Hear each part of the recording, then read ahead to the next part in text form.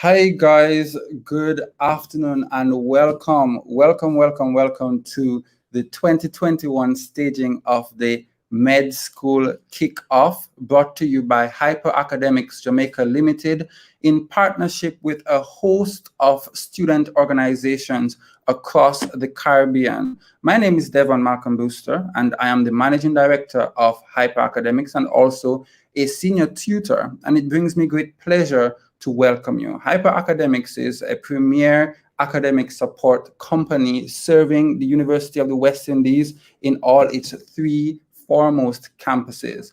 And so one of our objectives is always to foster student engagement and ensure that students have the optimum opportunities to explore all that is there for them in terms of expanding their territory, in terms of expanding their knowledge and their experience and their exposure. And that is exactly what we are seeking to do through this initiative, where we invite the incoming freshmen of the University of the West Indies to join as we interact, we foster intercampus regional integration and introduce everyone to the wonderful world of medical and dental school. And so it is my pleasure to welcome all of you. And so I'm going to introduce or allow to be introduced persons, the members or representatives of the various organizations that comprise the team that has worked so diligently to put on this wonderful event. And so to join me, I'm going to invite Sienna Lunan from Hmsa. Hi everyone, it's so nice to see you all here today. My name is Sienna Lunan and I'm currently serving as the president for the Jamaica Medical Students Association, and I'm really looking forward to interacting with everyone and getting to know everyone over the next couple of days. Thank you so much, Sienna, for introducing yourself, and then we're going to go over to the Hill Msa. All right, good afternoon, everyone. My name is Gabriel Harewood. I am the vice president at Hill for All Medical Students Association, and I really hope all of you guys enjoy these sessions. I'm looking forward to seeing you guys on campus soon. Thank you very much, Gabriel. And then we are going to go over to the Trinidad and Tobago Medical Students Association. Hey guys, my name is Adam Ali. I'm a year 4 medical student. I'm also the outgoing president for the TTMSA, which is the Trinidad and Tobago Medical Students Association. I'm so glad you all can be here today, and we hope that you enjoy the experience.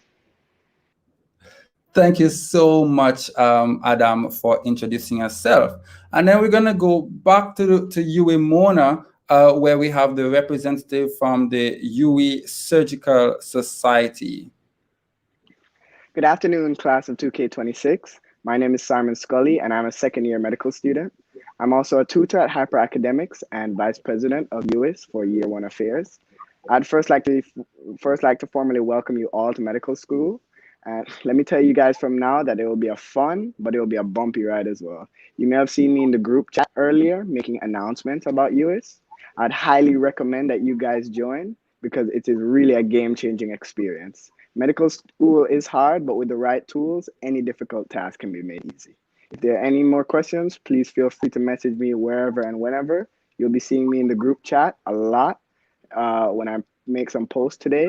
And I've already spoken to a lot of you who had questions about US, and I welcome more of you to do so. Thank you, and see you guys in a bit. Thank you very much, Simon. And we're going to go over to the Mona MBBS DDS class of 2022. Hi everyone, my name is Michaela Richardson and I am the MBBS president for the class of 2025, and I'm excited to see you all here. Thank you so much. And last but by absolutely no means least, we're going to go over to the Jamaica Dental Students Association. Good evening, everybody. I am Candice Ambersley, and I am the Vice President of External Affairs for JATSA. I'm very excited to meet all of you guys, and I hope you guys do enjoy your mid-school experience. Thank you so much. So guys, you can see that we have a team of persons from around the Caribbean, medical and dental students like yourself. And we are excited to share in this moment with you as you prepare to embark on this journey, this 5-year long journey, a journey that's going to be a mixture of fun. It's going to be a mixture of fun and tears, laughter, joys, and sorrows. But at the end, we're all going to be rewarded for the hard work that we put in. But it seems as if I forgot one person who is very, very important, who is Xavier Brown, and I'm going to ask him to introduce himself. Good day, everyone. I'm Xavier Brown, a fourth-year medical student. I'm also a director at HyperAcademics Jamaica Limited, as well as a senior tutor. I'm also the Culture and Entertainment Affairs Chairperson for the class of 2023, as well as the outgoing US President. Thank you very much, Xavier. I mean, how could I forget someone like Xavier?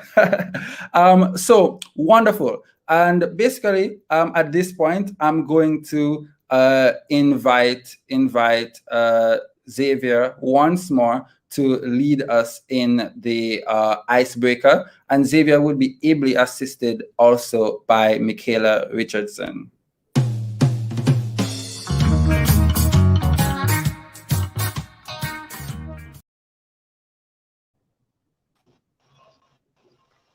Hey guys, are we ready?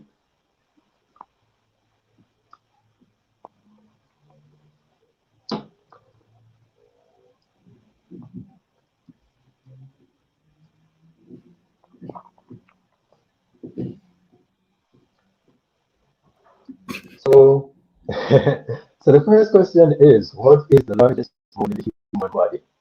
And you can send in your comments really quickly. So these are things you should probably know from, Kate. It's been a while for me, but something you should know.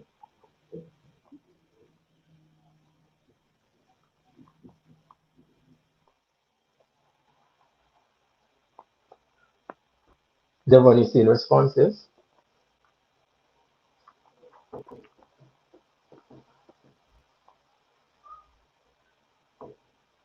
Actually seeing responses.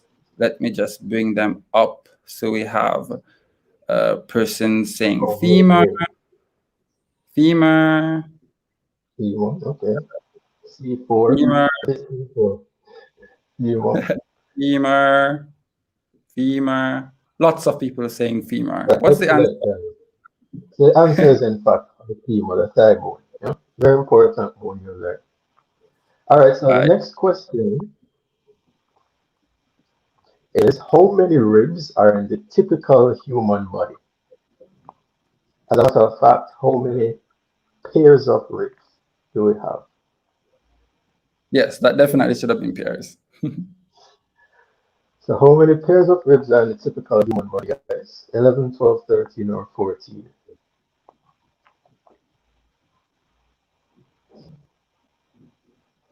Okay, see, the answers are taking a little minute to come in. Guys, what you doing? Counting them on the body right now? Come guys, you should know this. Right. So we're seeing some 12, some 12, some more 12, and everybody's saying 12. Are they right though? I don't know, but yes, they're right. 12. Wonderful. And question 3. So during fertilization, the sperm and the egg join to form an embryo, a zygote, a fetus, or a gamete.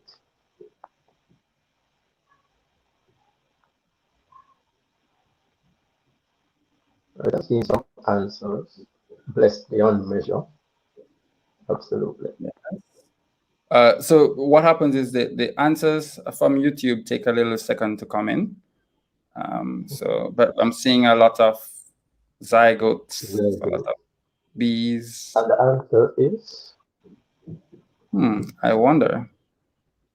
Right, so it is zygote. So thank you very much, guys. Congratulations, you got it. Thank you very much, Xavier, for leading us in this first part of our icebreaker. And I'm going to now invite Michaela Richardson, who is going to take us through the second aspect of our icebreaker. Hi, everybody. So now we'll be playing 2 truths, 1 lie. Right. So we're gonna need you to comment in the comment section. We want you to comment which one you think is the lie. Okay. So the first one: your classes start at 7:30 a.m. every single morning. Mona students have a 6-credit course in their first semester, or the Vice Chancellor of UWI is Sir Hilary Beckles. Which one's the lie, guys? Let's see what they think. Okay, so we're getting some answers. A. Yes. I think we have a lot of people saying A. Think we're ready to give them the answer? I think so. Okay, let's see. So you guys are right. Classes starts at 8 a.m. Jamaica time every single morning, which would be 9 a.m. in the Eastern Caribbean. Good job. Wonderful. So the second one: the UWI Mona is the home to the first MBBS program of the University of the West Indies. Or, upon becoming a doctor, you can write prescriptions immediately. Or, finally, dentistry students usually start clinic and dentistry-only courses in their first year. Which one is it?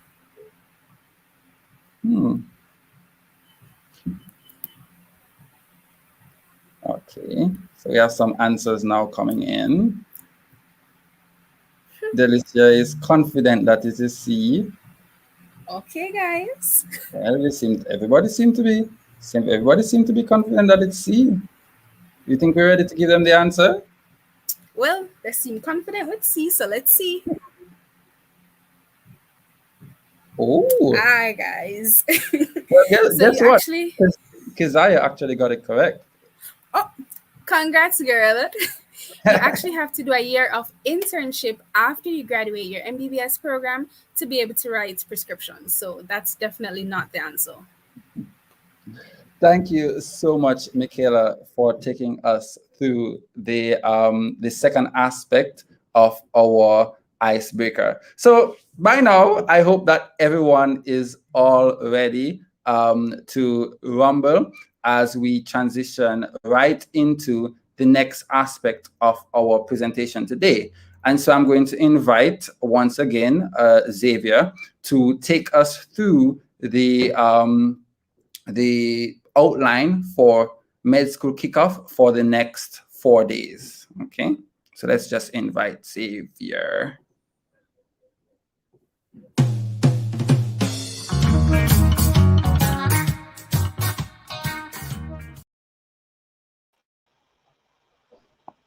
Good day again, everyone. So, as Devon rightly said, we're just going to quickly get through the outline for MedSkool KickOff. So, day 1, which is obviously today, we've already gotten through welcome and introduction, the icebreaker, and we're obviously at the outline of plans for MSK. So, for the rest of today, we'll be doing MedSkool versus me for each of the campuses. So, that'll be Mona, St. Augustine, and Cave Hill. Then we'd have a discussion of what should I expect from medical and dental school. And at the end, we will facilitate some questions and answers. Tomorrow, we'll begin at 2 o'clock Jamaica time, 3 p.m. Eastern Caribbean time. Again, we'll have a welcome icebreaker, and then we get into how exactly is our social life in medical and dental school. And then you get a taste of medical school, actually, in pathology in the form of cellular injury, and pharmacology in the sense of pharmacokinetics and pharmacodynamics, just the basics. Then on day 3, day 3, which will be, oh, I'm sorry. So on day 3, we'll begin at 4 o'clock. Jamaican time, 5 o'clock Eastern Caribbean time, the same welcome and icebreaker. You don't have anything in your calendar tomorrow at 4 p.m. Just tell me if you'd like me to create it. So, so how do I know that medicine and dentistry is for me? And then we get into some locomotor. And then on the final day, which would be Tuesday from 4 o'clock Jamaica, 5 o'clock Eastern Caribbean, again, welcome and icebreaker. And then we have an intercampus family feud, and then our closing ceremony. So thank you very much, guys. Thank you very much, Xavier, for taking us through this aspect of our presentation. Okay, guys. So, so thus far, we have introduced ourselves. We have introduced the team. We have we broke the ice, and we've given you an outline of the plan for medical school. MedSkool KickOff for the next 4 days. Before we move on to the other aspect of our presentation today, there's one thing I want to say. Oftentimes, and you would hear us refer to MedSkool, you would hear, I mean, in fact, the entire event is called MedSkool. But for all intents and purposes, we don't want the dentistry students to feel left out, right? So it's kind of cumbersome to say MedSkool/dental school kickoff. So we decided to stick with MedSkool KickOff. But I just want you to know, for any time you hear MedSkool, it is referring to the medicine and the dentistry program, okay? So we don't want our dental students to feel left out. And anytime, obviously, when it is that we're referring to something specific to the dental program, we'll refer to dental. If we're referring to anything specific to the MBBS program, we'll say MBBS. But for all intents and purposes, med school refers to both medical school and dental school, okay? So with that said, we're going to transition into the second aspect of our, well, not the second aspect, but for the first of the two major aspects of this opening first day of MedSkool KickOff, which is MedSkool versus me. And so we're going to start with Cave Hill, and we're going to invite the representatives from Cave Hill to share with us on MedSkool from their perspective. So let's welcome them.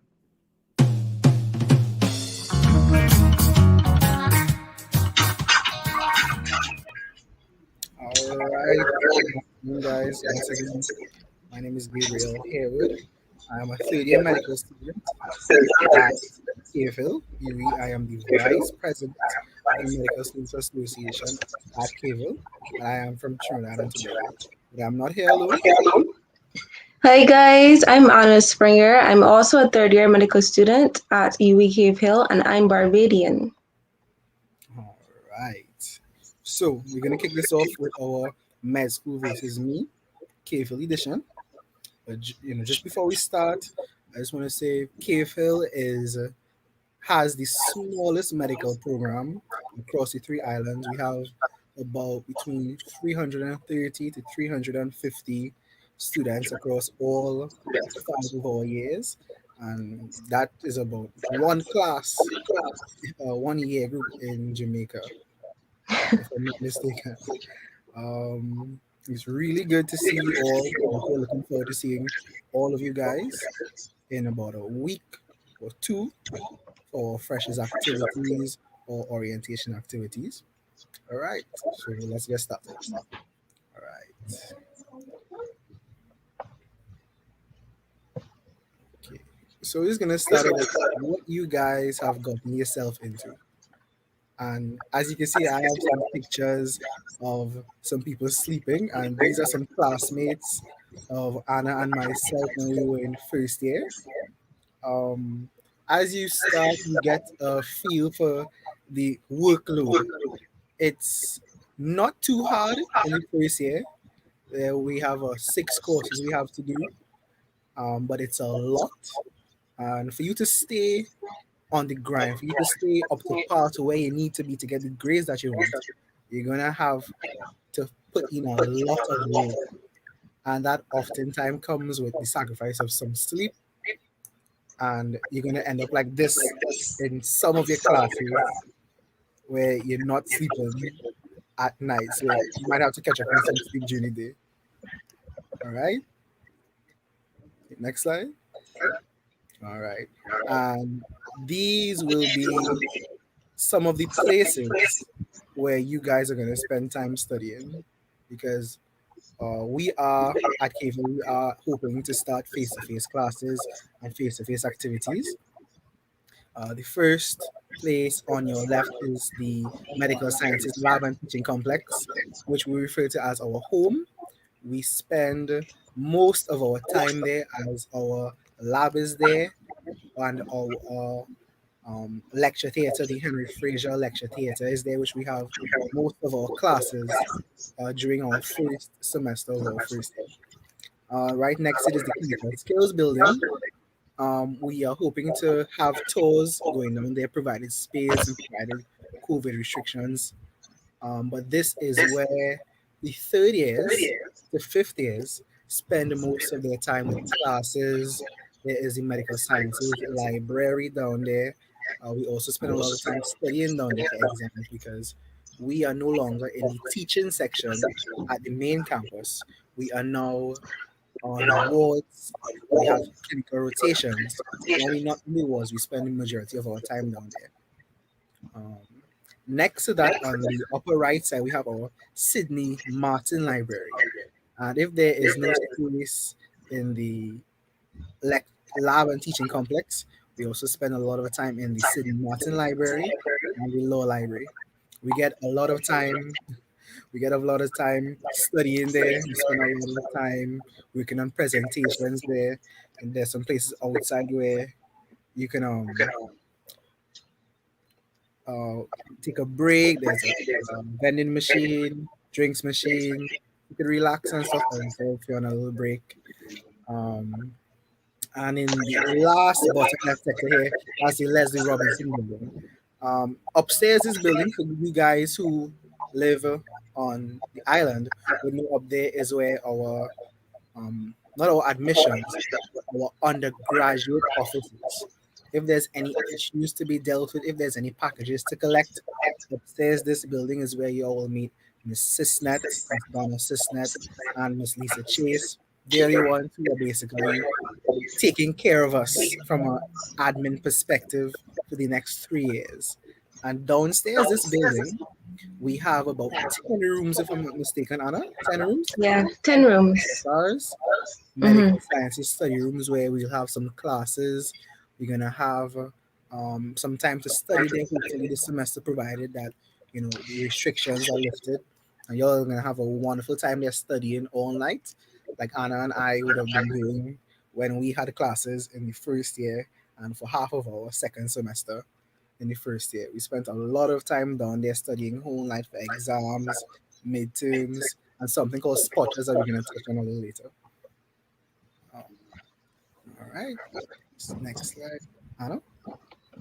Okay, so in front of you, we have our 3 halls. We have the Sherlock Hall, the Keith Hunt Hall, and the Frank Worrell Halls. Now, I'm from Barbados, so I mostly live at home, but persons like Gabriel and all the other med students from the various islands would come in to these halls, and they would start their journeys of med schools here. So this Sherlock Hall, that is right on campus next to the Guild Field. The Keith Hunt Hall is down the hill from the campus. However, you get a bus to carry you up the campus once that UE shuttle is running. And the Frank Worrell Hall is on campus up the hill. So every morning before school, you have to travel from the hall to reach to Henry Fraser Lecture Theater, where we start our classes. Oh, yes. There's also off-campus housing. So the school actually, the undergraduate faculty actually coordinates some off-campus housing for some students. So once you come in and you tell them, you're not available to live on halls, you would like to live off campus, you can do so via the faculty. Next slide, please. Okay. So here we're going to touch on something that everybody has questions about. I mean, hopefully going to answer it later. The tougher pace of the learning. Like I touched on earlier, it is no longer, it's not primary school, it's not secondary school. This is medical school.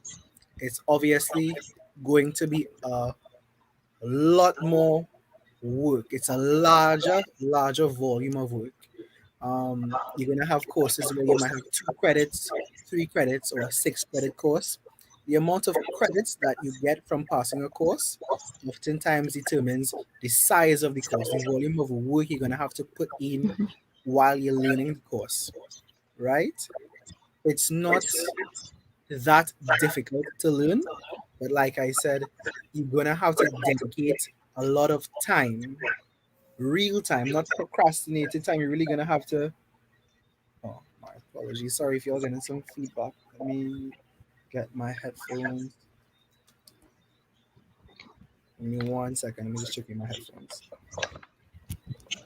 But as Gabriel is saying, procrastination can't necessarily work in med school unless you're really a super procrastinator, but I would not recommend that because you do have to put in a lot of time to really reach the grades that you know that you can reach.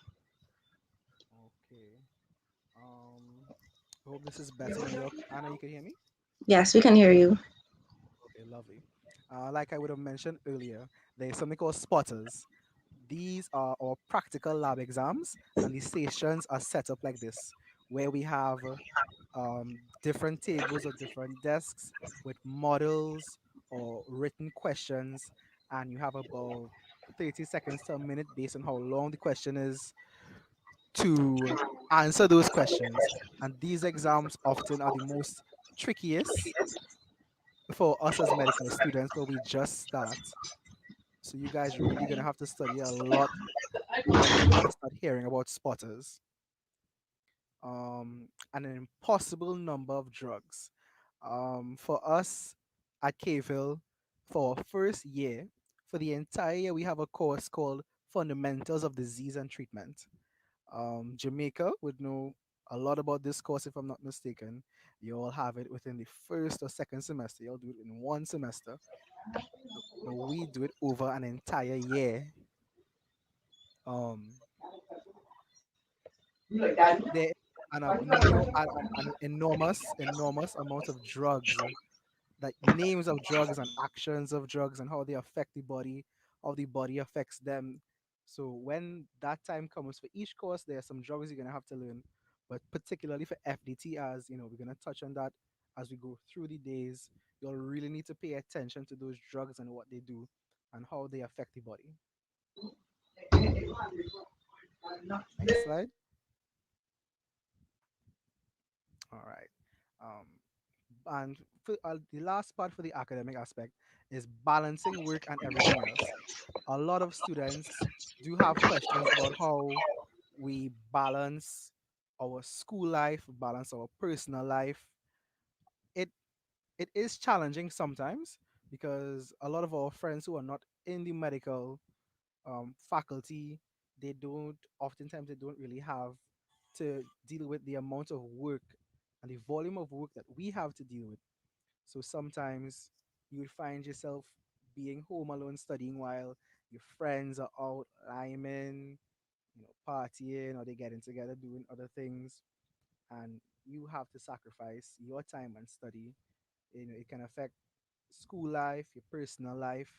But you just have to understand what works for you in terms of how to best manage your time. It is all about time management, guys, and how you use your time, how you section your time for work, for school, personal life, you know, liming with your friends. You just have to understand how best to manage your time. Make a timetable, sort it out based on how it has to work for you to get the grades that you want to get. All right. All right. Now for the good stuff. We have throughout the entire year, as you guys get there, we're gonna have our halls week where all the orientation into halls and hall activities are gonna happen for everybody who is staying on the halls. Um, in the second semester, as soon as we start, we're gonna have our Guild Week, which is a week full of events put on by the Guild of Students here at Kville. If in person, these things are really fun. There's a lot of parties, a lot of activities, a lot of giveaways. It is really interactive and fun for everybody who's on campus, including the staff. Not only just the students, but staff as well. You get to see a lot of lecturers in different lights that you don't normally see them. Throughout the first semester, we have a lot of island association weeks, so that you will find that the different island associations at Kville, Trinidad and Tobago Island Association, Bajan Island Association, Bahamian, Jamaican, they all get a week. Antigua and St. Kitts, they all get a week and they put on activities, they have parties on campus, off campus. Obviously, with the coronavirus pandemic, you're going to see that these things don't happen in the grand manner that they may have happened in years past, but there are virtual means to these things, as well as we are looking forward to physical classes, physical activities. So once things are permitted, you're going to have a lot of really great activities provided by the different associations on campus. All right, next slide. Okay. All right, so this is our MSA week from last year. Obviously, we would have been online last year, so we had our entire MSA week online. So as you can see on the left side, we started from the Sunday and finished Saturday. That's 7 days of activities online, fully online. We had our interfaith service, a Zoom and Paint, a scrub day, where we had a scrub day competition, Zoom and Paint. We had everybody was home to encourage to have a little glass of orange juice. I'm gonna leave it at orange juice. If you had something else, that's fine. But we painted some lovely pictures on the scrub day, if I'm not mistaken. And we had a scrub competition to do a Yes, TikTok we video. actually did many our students participated in TikTok competition where they tried to show off their scrubs and how they would look. And we chose a winner that was posted on our MSA IG page. And to continue for the same paint and sip, we also posted all the winners on the IG page. We had our gala, which is, I believe, on the far right. That there, we chose which male and which female from the faculty looked the best because they dressed up and cameras was on because this is an online setting. However, I must say it was very fun and a break, and I think that that's what MSA Week does. It helps us to remember, yes, we are students, but we also can find time to relax within our faculty and to get to know one another and to show off our skills. All right, so going to the next slide. Just these from our first year, guys. Hopefully, this is what you guys are gonna experience this year at Cable, God willing. This first image on the top left, I'm in the back there somewhere. I have some classmates of mine and some older students at the time. We had a faculty versus faculty versus students cricket game where we destroyed faculty. This was the first time we won in about 4 or 5 years. We had Yes, it was. some really talented cricket players on our faculty, and we destroyed them easily, easily. On the Mm. top right hand side here, we have two of our classmates, our MSA president and faculty representative, Ms. Shanice Musgrave. On the right hand side there in light brown is taking some blood from Miss Maya Bartholomew. That same day, we had a big health fair. I see everybody in their scrubs there. Me and my little Jay-Z. I didn't have on my scrubs that day. But we try something here. We take a nice little picture. Ah, I love the graphic. Yes. And they've been looking for a rematch ever since. So we waiting Yeah, to but destroy them. COVID, but they're waiting, but we will have them. They're Yeah, not gonna win. they can't win now, man. We have too much talented players. All right, we can go on to the next slide. All right, and this would have been our gala. That year we had an in-person gala. You see all these beautiful people in my class. You see all these beautiful people in KFL. Every year, group in K was just full of beautiful people, especially this guy on the right hand side right there. It was a lovely, lovely night put on by the MSA of that year. We had a lot of giveaways, best dressed male, female, preclinical, clinical. We had a lot of awards given out to the staff. Some were funny, some were serious. It was a great, great night. There was an after party. Great, great, great night. All right. Next slide.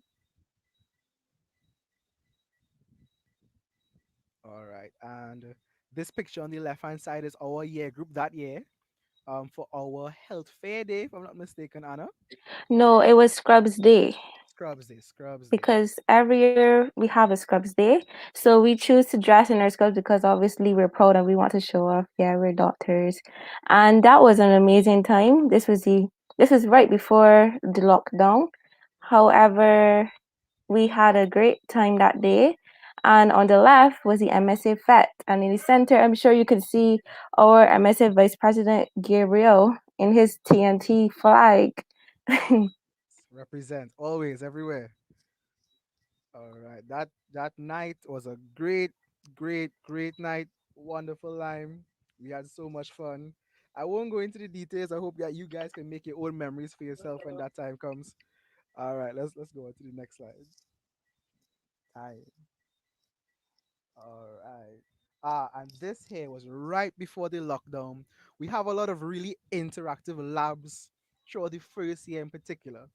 And in the second year, there's also a lab where you guys may get to consume alcohol, but I'll leave that there for you guys to find out. This was our casting lab done with Dr. Tamara Nanku. She is a consultant in orthopedics down at the QEH in Barbados, and everybody got a turn to do our our cast. See, you can see me in the back there. Let me see if I can find Anna. Where is Anna? Anna, can you find you? No, you can't see me in this photo. They had a lot of persons and a lot of casts. Okay. All right. Next slide. All right, and this is I think it's coming down to the end here. The best thing about going to school in KFL is experience in Barbados from a regional perspective. There's so many things that you guys can do. Next slide. Besides lying on campus and having time, and making friends, this on the left side here is Oystins, best fish in the world. Top right hand side there is Harrison Cave. Bottom here is St. Lawrence Gap. A lot of places to go online, have some fun. Next slide.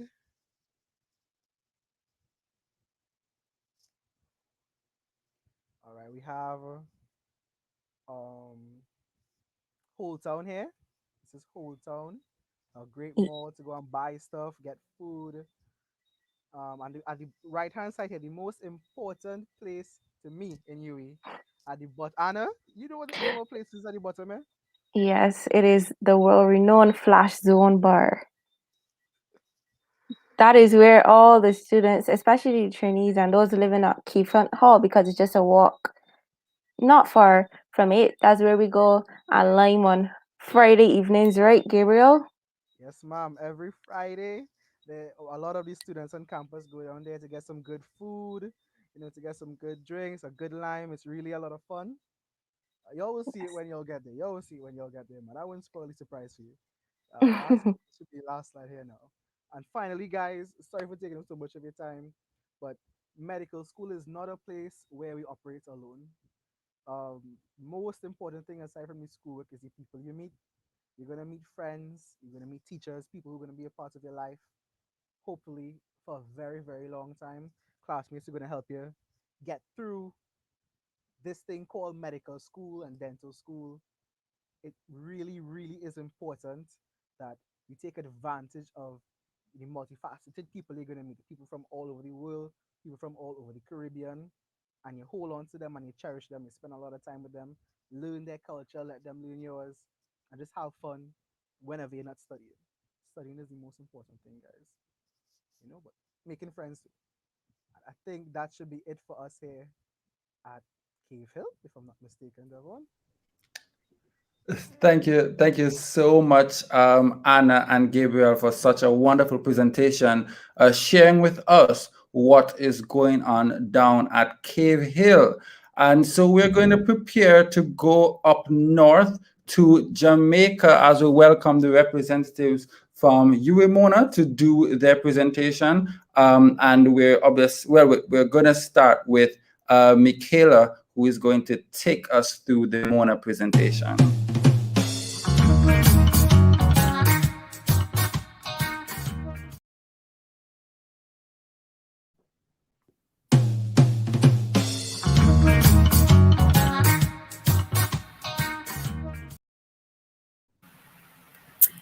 Hi, everyone. My name is Michaela Richardson, as I said earlier, and this is MedSkool versus Me, Mona Edition.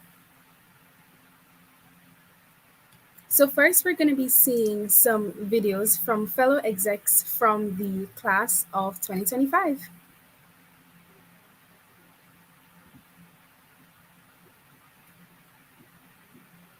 Okay, we'll show you the campus first.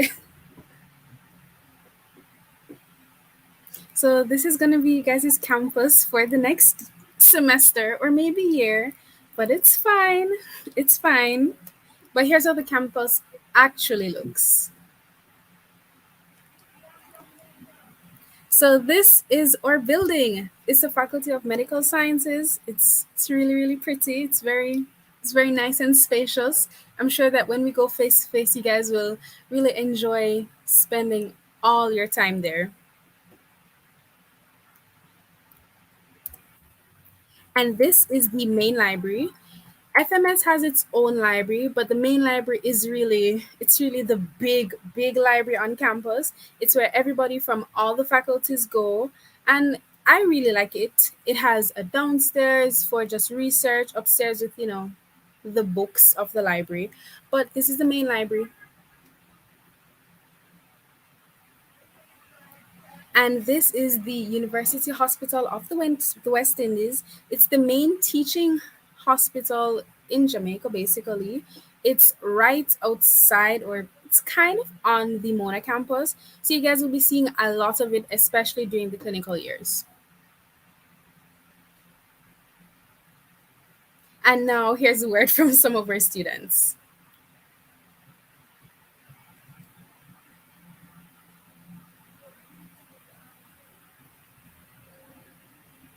Just waiting for the song to come through.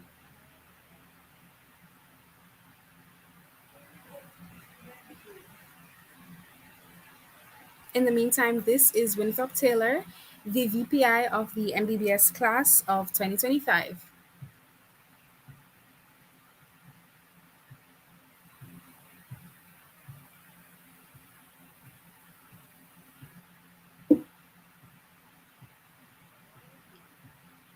Okay, and then after that, it will be Lisa Marie Whittaker, she's the pre-clin representative from the Guild for MBBS. And the third video will be from Davia Faith Hyman.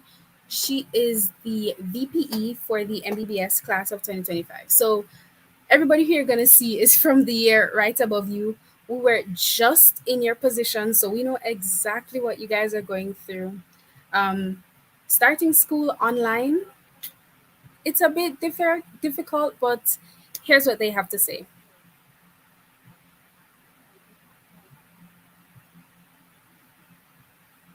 Hi, MBBS EDS class of 2026. I am pleased to meet you and congratulations on your acceptance to the UWI's MBBS EDS programs. My name is Winthrop Taylor and I'm the Vice President for Internal Affairs for the MBBS EDS class of 2025. I hope you guys are enjoying a well-deserved summer holiday as your hard work through high school or through that first degree you've just completed is paying off on your way to becoming a doctor. Orientation is not necessarily about orientating yourself with medicine, but meeting.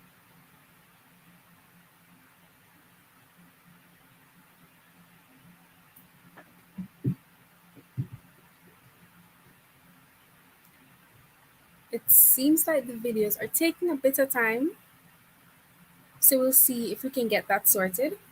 This is our second video from Lisa Marie. Hi everyone, My name is Lisa Marie Whitaker, and I am your MBBS Preclinical Representative for the year 2021 to 2022.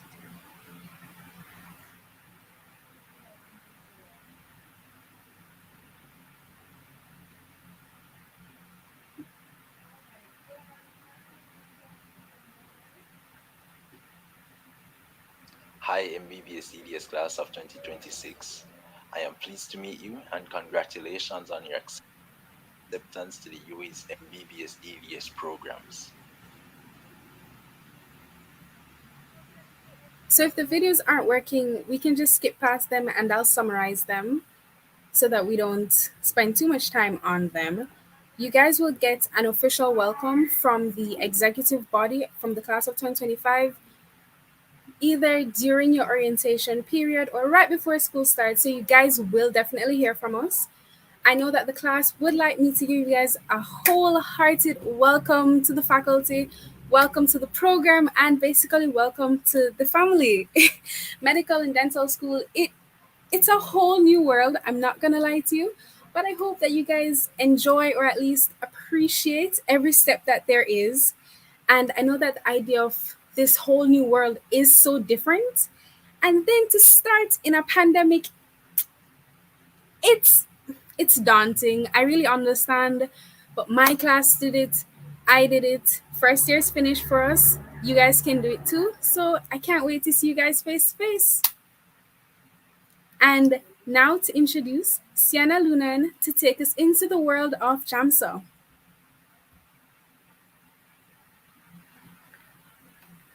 So Sienna's coming on now, guys.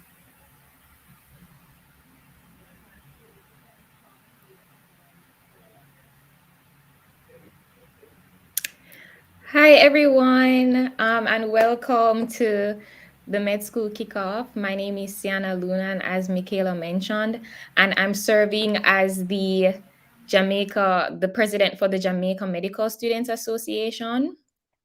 And so I'm just here to give you an introduction to the organization and why you should get involved. Okay, so Hmsa, what is Hmsa? So Hmsa is the representative body for all medical students who happen to be studying in Jamaica. So that means even if you're from Trinidad and you're studying medicine in Jamaica at Mona or any of the other campuses, we are your representative body, right? And we also serve as the official national member organization to the International Federation of Medical Students Association. Ifmsa, I know it's a mouthful, but yeah, we'll talk about it a little later.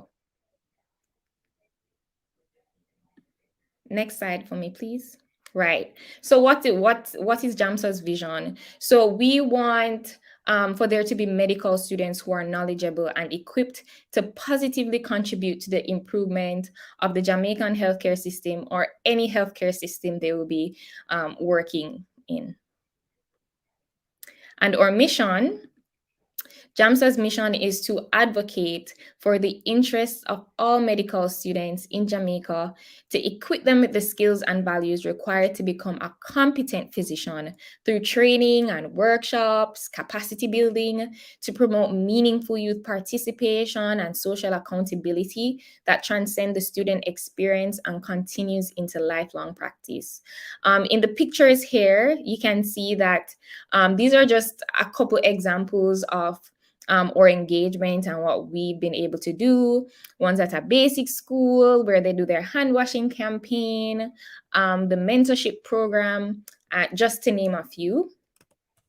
So to talk about Ifmsa began in 1951 and is actually the largest student-run organization in the world.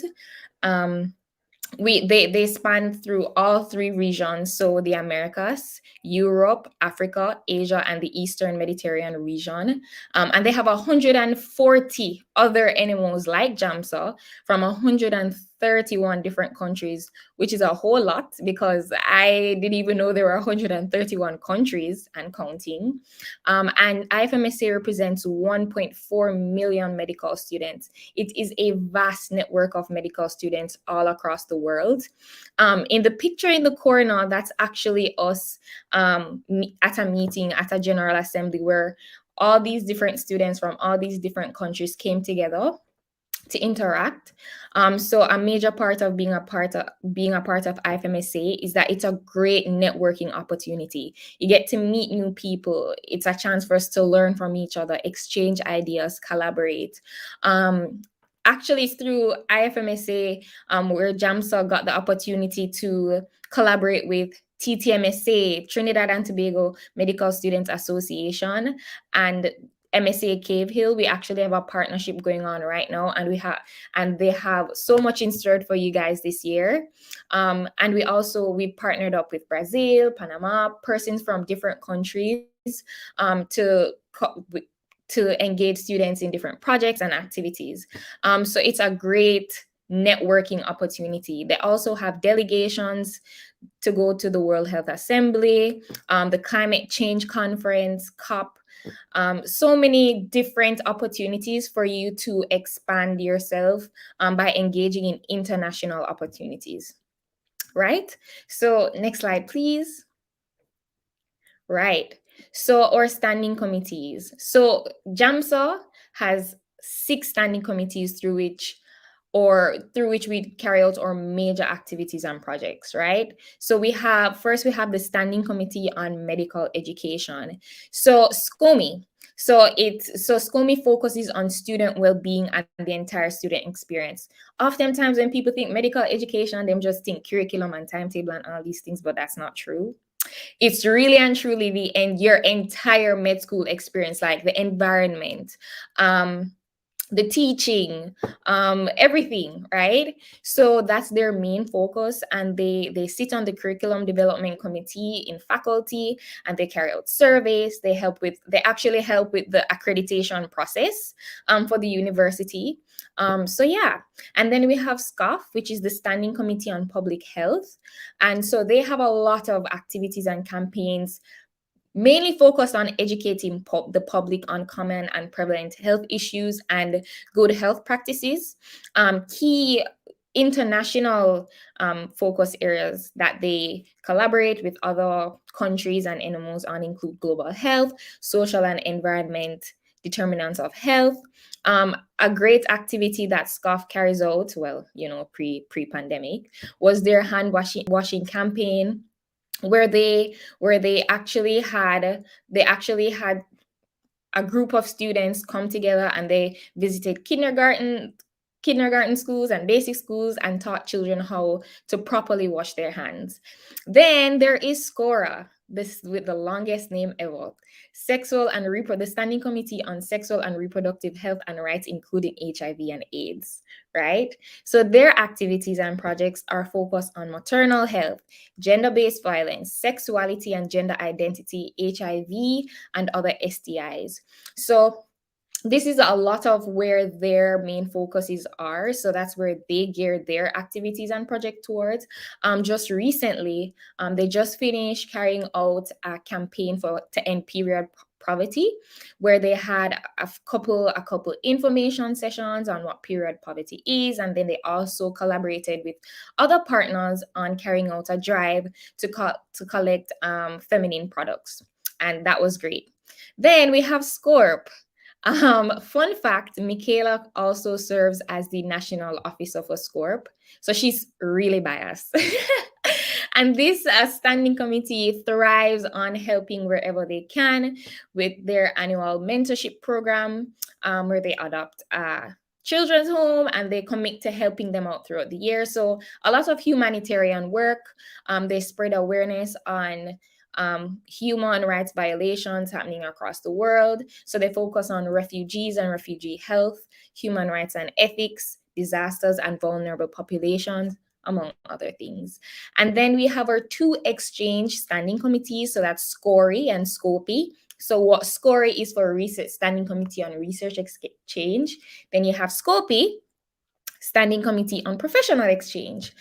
So these two actually work very closely together, and so SCOPE is actually in the process of reactivating our professional exchange program, where students from UWI, Mona, or any of our other campuses will actually be able to participate in exchange program. After we, work out contracts with other NMOs, we'll be able to do electives, anywhere in the world, depending on who we're in partnership with. It's something very exciting, and it's something that we're working on, and it's looking up. Then SCORI focuses on research. So what SCORI does is actually they find opportunities and give students the opportunities to engage in research opportunities, right? Opportunities to participate in research. So a lot of times, if faculty is doing anything in research, they reach out to SCORI, and they work with SCORI to get students engaged in that research project, right? Yeah. So next slide, please. So this is the last slide in my presentation, and I just want to say that being engaged in JAMSA is a great opportunity for you to see what's beyond medicine. Medicine is not black and white. Healthcare is not black and white, right? There is so much, so many things in medicine that's out there for you, right? So this is the time to take the opportunity to figure out what areas of health you're interested in, because maybe you see that you're interested in health policy.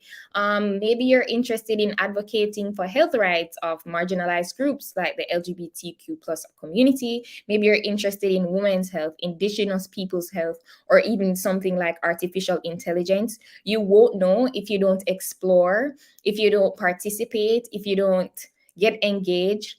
So whatever you end up doing, JAMSA is definitely here to help you figure it out. We're dedicated to not just your professional development, but your personal development as well. And you don't want to graduate med school, and after you graduate, you're like, oh, what am I going to do now, right? Because you never went beyond outside your experience of clinical medicine. There's so much more, guys.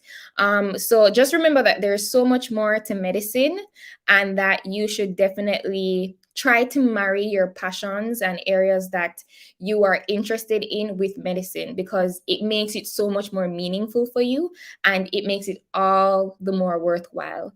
So we have JAMSA City coming up soon, where I haven't done JAMSA and Ifmsa justice at all. So we do have JAMSA City coming up within the next month or so, in early October, and I really want to encourage you guys to come out and to see what JAMSA has to offer. Great opportunity for you to engage with the national officers on our team. So and to learn about our upcoming activities as well, you can follow us on our social media at JAMSA876 and JAMSA876, Twitter as well. And you can find very helpful YouTube videos on our YouTube channel at Jamaica Medical Students Association. Trust me, you'll probably find something that will help you there. So all the best, guys, as you kickstart or kick off this med school journey. It's definitely going to be an interesting ride, but I have no doubt that you can get through it, and JAMSA will be right there with you. So welcome to the JAMSA family, and all the best.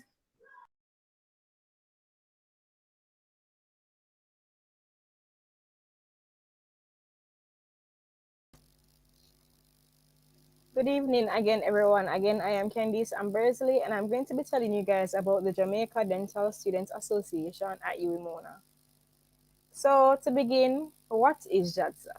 So JADSA is a representational organization dedicated to all dental students at the University of the West Indies. It is designed for student engagement where our students can be exposed not only to dentistry, but everything outside of dentistry as we build our interpersonal and extra personal relationships with everybody outside. So the mission for JADSA is that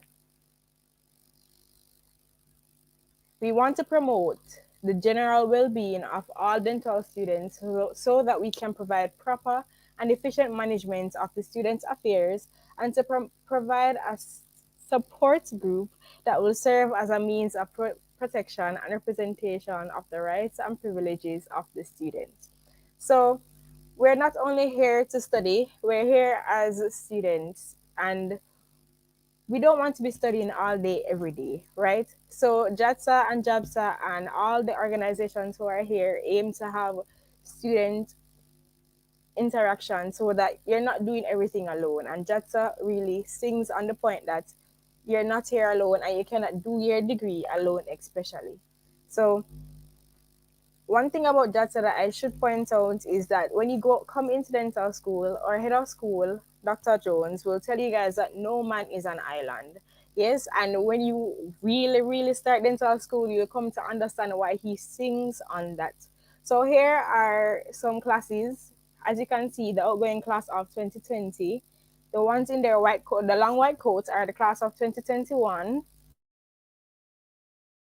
The class of 2022, right, under No Man is an Island. And lastly, we have the great class of 2023. So as you can see, our classes are very, very small. MBBS classes are large and DDS classes are very, very small. And with that, you guys have to stick together so that you guys can finish your degree, right? It's going to be a stress, but with each other, you guys will definitely reach the end of the road, to be honest.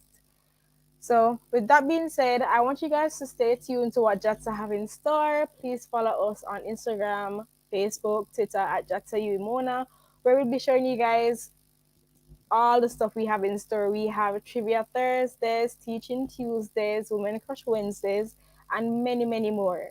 So I hope you guys do enjoy the rest of this presentation and also enjoy mid-school on a whole. Okay. So I want to thank everybody, Michaela, for leading the Mona presentation. But actually, excuse my bad manners. We absolutely cannot proceed without inviting the individual, the representative from the UE, University of the West Indies Surgical Society, because he will definitely not forgive me. So let me just ensure. I'm actually not seeing Simon Scully on board. He must have been kicked off for some reason. So what we will do is we will, whenever he joins back, we will allow him to do to make his statement on behalf of the UE Surgical Society. And in the meantime, we are going to transition to the Trinidad and Tobago, the Med School versus Me, St. Augustine edition. And to help us with that, we are going to invite the man by the name of Adam Ali. Hey guys, so before I introduce myself, I was Trinidad and Tobago Medical Student Association President Adam Ali, here for medical student. So just to take a little different route than all my other colleagues presented their associations and stuff like that, I won't be doing that.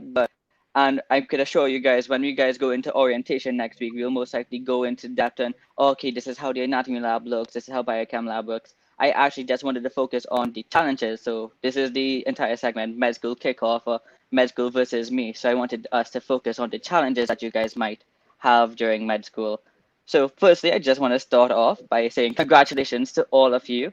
You guys entered medical school, you guys got into dental school, and that's a huge milestone for all of you guys. This is the beginning of your medical journey. And some of you guys might be asking yourselves, you're probably thinking, well, I'm finally at the beginning of my medical journey, right? You're happy, excited, you're ready to go full stream ahead. Some of you guys are like, it's probably a lot of work, I don't know if I can do this. It seems like a lot of stress, but I can assure you it won't be like that, because although some of you guys probably think, oh my God, why did I choose this? It's going to be one of the best decisions that you make. And I'm pretty sure you all would be successful going through this entire journey. So just to go to the next slide is just a few of the challenges you might actually encounter during your medical journey, right? So you'll definitely see you guys talking about the increased workload, probably the different teaching styles. You've probably been hearing stories about, oh, well, my lecturers now have different accents, some from India, some from Africa. How will I be able to interpret their accents during the teaching and stuff like that? Or you guys might be wondering, how am I going to live away from home? If you're in Trinidad and Tobago, sometimes a lot of our students who live in South region, they have to come up Mount Hope and they have to rent an apartment if they have to do classes online, face to face. So, but don't worry about that, right? I'm going to tell you why just a bit, right? And in terms of making new friends and wanting to do your best, we all know those are challenges that we all going to face during our first year, right? But don't worry, honestly, guys, you don't need to worry because the reason is, next slide, is that we all going to be there for one another during this entire journey, right? I know it sounds cliche, but it's been like that since I've been in med school. My first day in med school, unfortunately back then we weren't in a pandemic situation, so I was able to interact with people face to face, and we had something called like a orientation week where they had all the tents up in right in front of the medical sciences complex. So, and I was able to interact with these people, and they basically was like, don't worry about it. You're going to get through this. We're going to give you all the resources you need. We're going to tell you everything. And that's what we've been doing since then. And this is not me joking, or this is not me exacerbating. And I'm pretty sure this is the same for all of the student associations out there in Jamaica, Cave Hill, or anywhere else. We are the higher year students. We're going to make sure that you guys thrive. We're going to try our best to help you guys as best as possible to make this as successful for you as it has been for us. Because, I mean, to be very honest, you guys are wondering, would I be able to get through year one? If all of us are able to do it, I'm pretty sure you can as well. Gabriel mentioned the size of their classes. In Trinidad and Tobago, our class of medical students are usually around 200 plus. It's a huge class, and I can tell you pass rates are really good because you want to know why?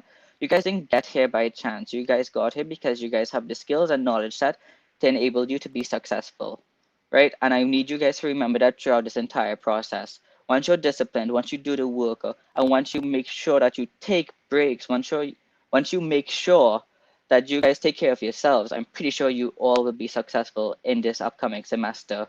And I'm pretty sure you guys will have an enjoyable time as well, although it might be online, right? So just to make sure like we know how you guys are going to head down. So as I mentioned, we're going to hand down all the resources. We're going to provide learning tips and tricks. So honestly, guys, you guys have no idea how much resources we have for you all, right? And there's no need to worry throughout this entire time. And we'll go more in depth into what to expect in med school in a later segment, right? And especially all the questions that you guys would have submitted. So just want to hand off now, basically. Thank you so much for listening.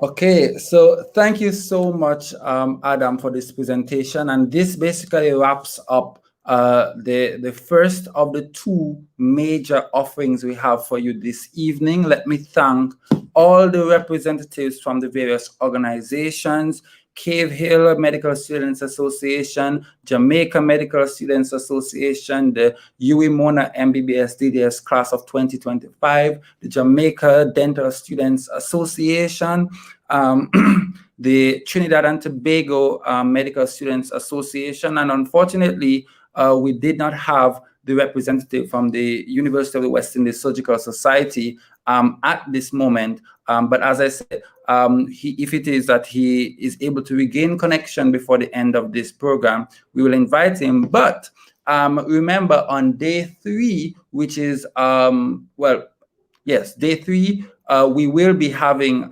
sessions on locomotor system, which basically is referring to anatomy, and that the University of the West Indies Surgical Society is going to take the lead role in helping us with that process. And so even if we may not see Simon this evening, we definitely will see Simon and the rest of the team on day 3 when we go through locomotor. So all is not lost. So with that said, we're going to transition into the second aspect or the second major offering for us this evening.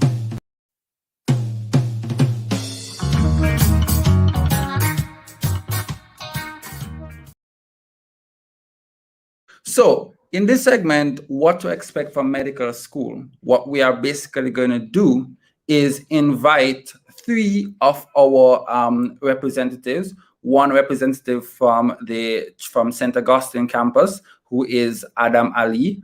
We're also going to invite again from the Cave Hill campus, Gabriel Harewood. We're also going to invite from the Mona campus, Xavier Brown.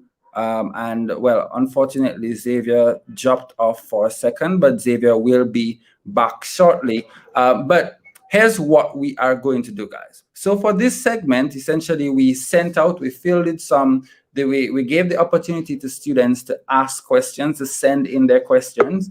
And so essentially, we collated these questions, and we're going to put them up on the screen, and the 3 representatives from the 3 foremost campuses of the University of the West Indies are going to answer these questions. Now, some questions will require campus-specific responses, and for those questions, we do have these persons who will definitely take us through the process. And so, without a further ado, even as we have Xavier back on now, we're going to invite them all as we continue with this segment.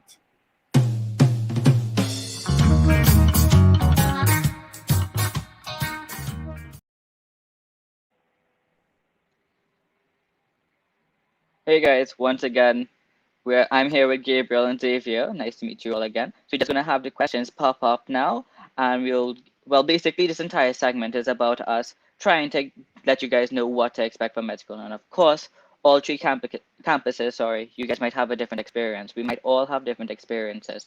But rest assured, I'm pretty sure we'll answer all of your questions and make sure that you're prepped to know what you need to know when you start med school.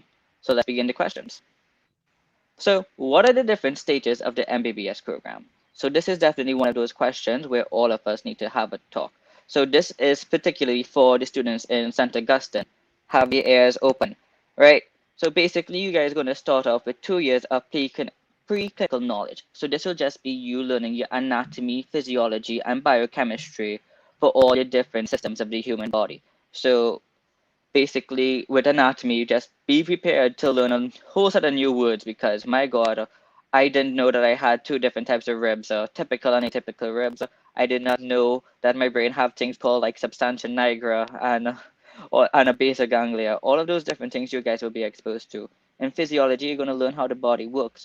And if you guys hated physics before, well, this is basically physics in a biology setting, and you're like, wow, that's a lot of calculations that I probably don't need to know, but don't worry about it. Once you have your Linda Costanza, you're perfectly fine, right? So, and with the biochemistry now, you guys in excellent hands with biochemistry. You remember Krebs cycle? Well, guess what? Now it have more stages to it. Beautiful, right? You guys are going to be seeing all of those different things when you enter the preclinical, and that's your year 1 to year 2 knowledge. In year 3, you guys are going to have a whole year of paraclinical.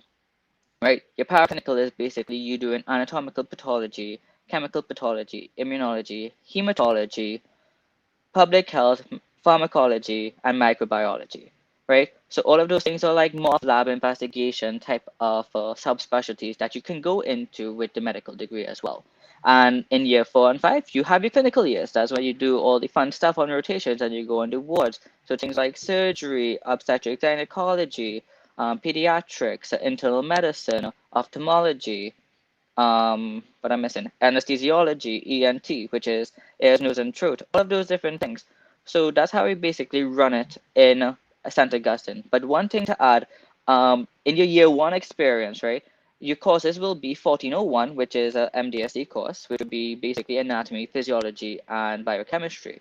But then you guys have 1405 and 1406. And this would actually give you guys an introduction onto what paraclinical really is.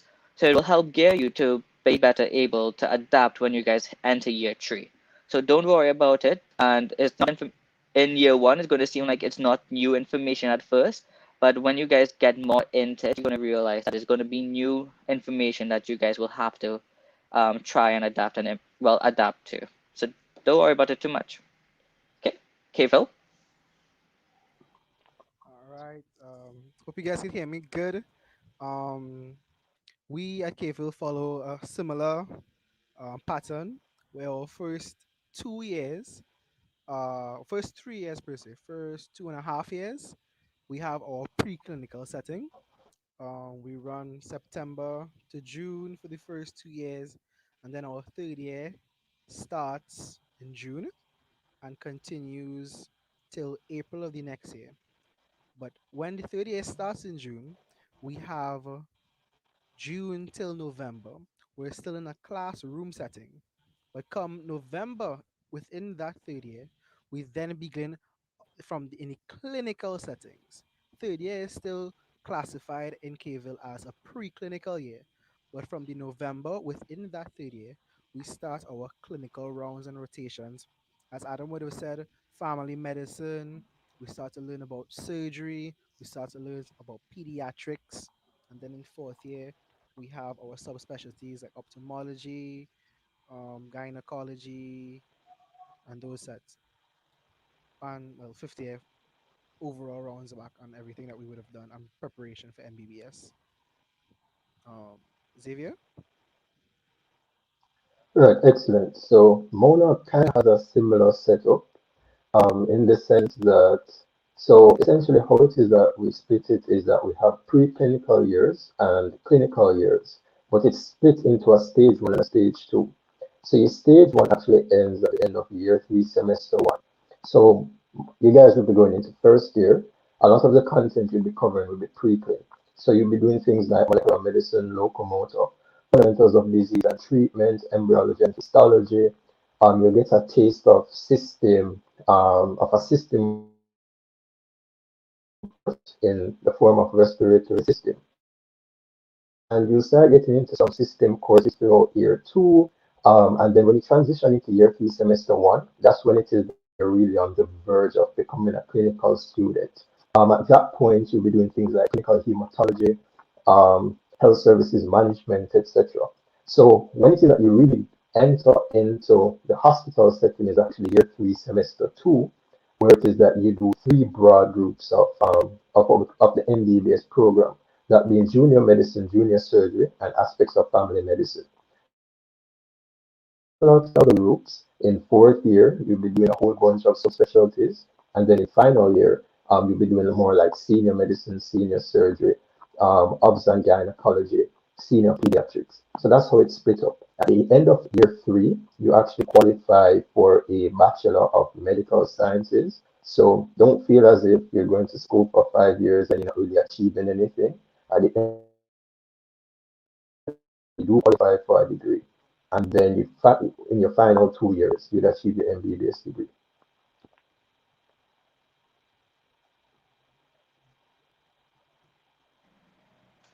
Okay, Gabriel, want to take this one? So the question is the workload manageable? Is it really as terrible as people make it out to be? Um, I will speak up until the third year experience, as I will leave the fourth year out. Sorry. I will speak up until the third year experience. Um, in year one, it really isn't that bad. It's not secondary school, it's not primary school. It is a lot to adapt to and a lot to take in. Um, but if you spend the time and dedicate the time to learning the work, going to classes and paying attention, that is crucial because a lot of what is said in class is really crucial to what comes on the exam. Sometimes what is said in class is a bit more extensive than what you may get in a PowerPoint or a slide. So it really is crucial to pay attention to what is said in class. If you put in that time, like I said before and just now, year one really isn't bad. It's not unmanageable. Year two, when you start some of the bigger courses, like for us at KVille, we have cardiovascular system at the beginning of year two, gastrointestinal, and endocrine system. They're not, they're large courses. It's a large volume of work, but it is manageable. It is, once you dedicate that time, as I said, it is manageable. And third year, when the clinical work starts, as Xavier would have said, for us at KFL, where we start clinical hematology and those types of courses. Then it starts to get a little more tricky because the work becomes, well, for me, it became a bit more complicated. So there's a lot more extra reading outside of what you get in the class and outside of what you get in lecture notes that you may have to participate in, like, videos, extra sources of information to really grasp what you need to grasp to get past those courses. um Xavier can probably shed some more light in terms of how year 4 and 5 maybe, or Devon. Just to chime in on this question on a year one perspective as well. So I'm not too sure how all the campuses working, but with Right. St. Augustine in So, particular. Oh, sorry. You going ahead, Xavier? Everything okay? well, you can go ahead. You can go ahead. Okay, sorry. Basically, you guys most likely will start online, and with online comes virtual classes. So something you guys will get used to is something called Blackboard Collaborate. At least that is what we use in St. Augustine, which is a virtual meeting platform. And personally, for me and from students that I've talked to, virtual classes tend to be a little bit more draining on you, especially with the eye fatigue and stuff like that, or staring at a piece of technology throughout the entire day as opposed to going to a lecture and being able to see people as well, you know. Because in a lecture room in amphitheater A, which is where we usually have lectures, you're able to like snicker and laugh about, oh well, they said this and stuff like that, and kind of line with your little buddy on the side. But you can't really do that on a virtual setting, right? I mean, you can message on WhatsApp and stuff like that, but you don't have that same feeling, right? So it's a little bit more tasking, but as a Gabriel said, it's very important for you guys to try your very best to pay attention to your lectures because they really try their very best to present information that they will bring on an exam during that lecture period. So I would highly advise that you do that. And in terms of the workload and stuff like that, I'm pretty sure you all will be fine, especially once you get the tips and tricks from your upper year classes. For example, there's a huge book for physiology called The Guyton and Hall, right? Bigger than my face, so, right? If you went and go and read all that entire chapter, you're wasting your time because Linda Costanzo is a beautiful lady. I don't know her personally, but she's lovely, and I call her book Linda, right? It's the size of my mouth, and all that's all you have to read to make sure you pass physiology, right? And simple things like that we're going to tell you guys about. So won't tell you not to worry, but it's going to be manageable, especially once you're able to set your times and you know yourself personally and how you study. Okay, Xavier? Right. So the workload, of course, will kind of vary to me based on if in an online setting or face to face. Which is that we're talking about students. I would to know when you go. First is to know or create a group with there to study, as well as be close with your seniors because they would have done the exam before. They would know exactly what to expect, what you need to know. So similar to what Adam said, there's some key textbooks that you need to pass the various courses. So for example, your Guyton's physiology, your last anatomy, and you have different books for histology. All of those books and read all 3,000 pages? Definitely not. If you know 3,000 pages and you like that and you have it like that, I don't have it like that. I don't know anyone who has it like that. Then sure, go ahead. But definitely you need to attend your lectures in this time where it is that you have online classes. You're able to rewatch your lectures, go in, take detailed notes, set aside time every day to study, and you definitely do well.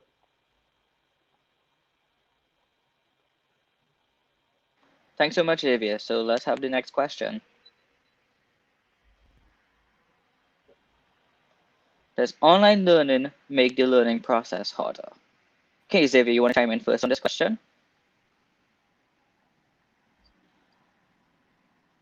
Definitely. So I kind of just alluded to. So personally, I didn't have to spend that much time online because I was on the verge of being a clinical student. But from my own experience, it has its pros and its cons. Now, the pros. Now, if it is that you have a class at 8 o'clock in the morning and you stayed up late the night before studying, then you know that lag time where it is that if it is that you had the class face to face at 8 o'clock, you have to actually get up and you know, show and eat and stuff like that. But online class to me at that time it was kind of a bit easier. You just roll over, open the laptop, join class, and actually listen. You shouldn't drop asleep. But um, that was a bit easier for me. Also, recorded classes are gems. Sometimes I'm completely exhausted at the end of the day, and I might not be able to focus in some classes, and that definitely comes in to save me. Because back in my days, and I sound so old, when you went to the lecture theatre, you had one chance to hear it. One chance, and that was it until the exam. Now I can listen to my recording 700 times and be content. But there are, of course, cons. The social factor has been removed. It's just you and your laptop every single morning. It's just the same old every morning. So it's almost like, oh my God, when is this going to end? But it's really for you to know when it is that you're burning out and that you need to take your break. You still can go outside and breathe some fresh air. You still can have your fun. You just need to adapt to it right now and hopefully as soon as possible we can get back out.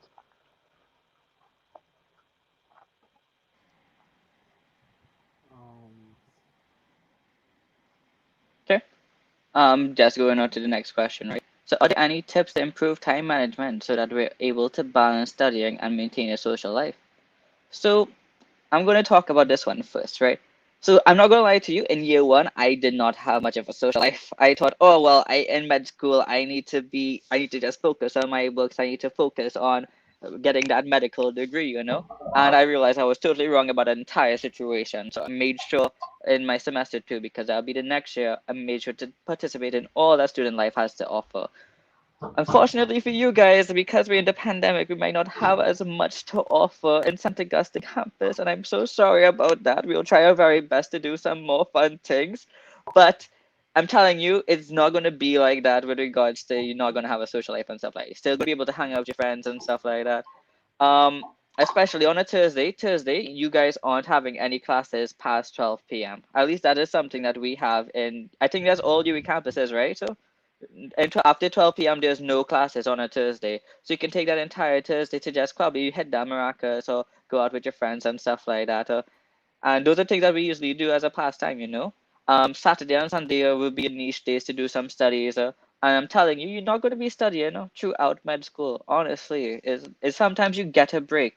Like example, in year two, right? You guys are going to have two courses in your second semester. One being endocrinology, and the other one being muscle, bones, and joints.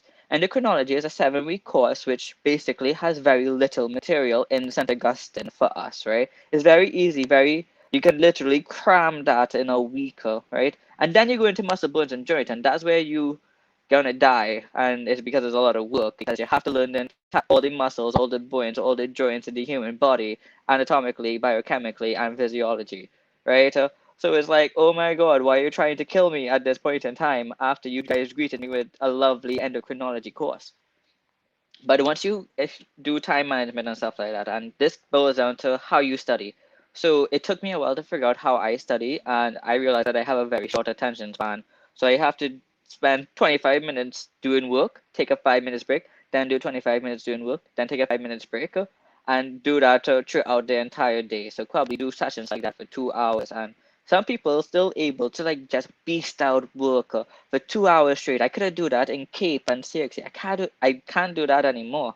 Especially as a going into be a clinical student. I haven't been able to do that, and because of the pandemic, I don't think I know how to study anymore.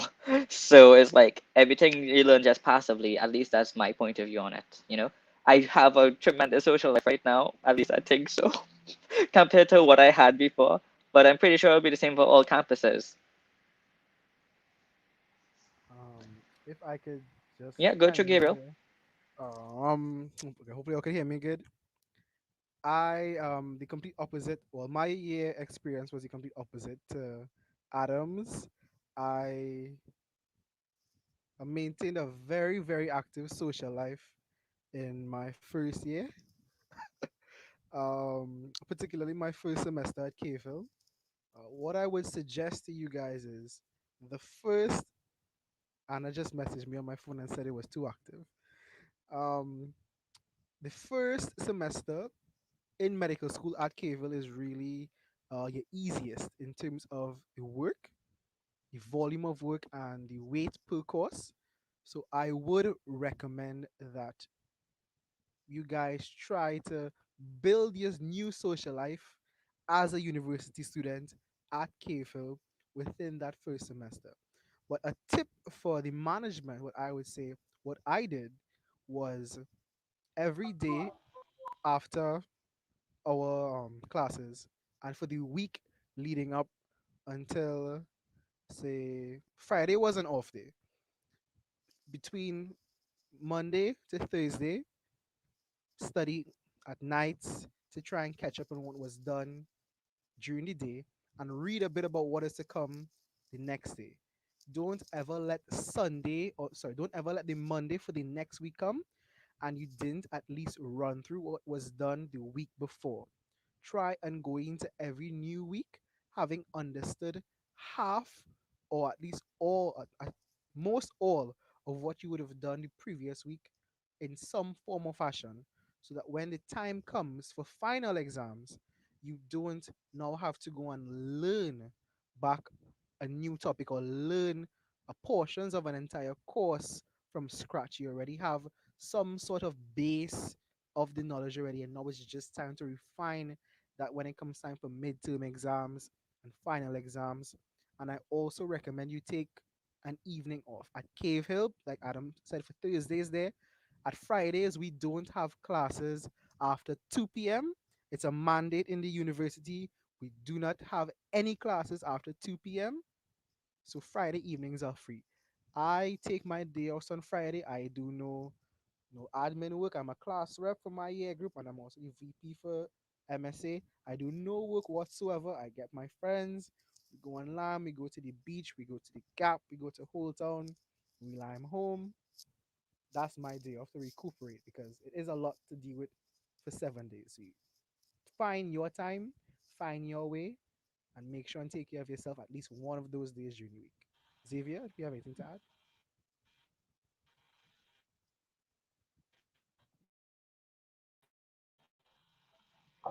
The way is very unique.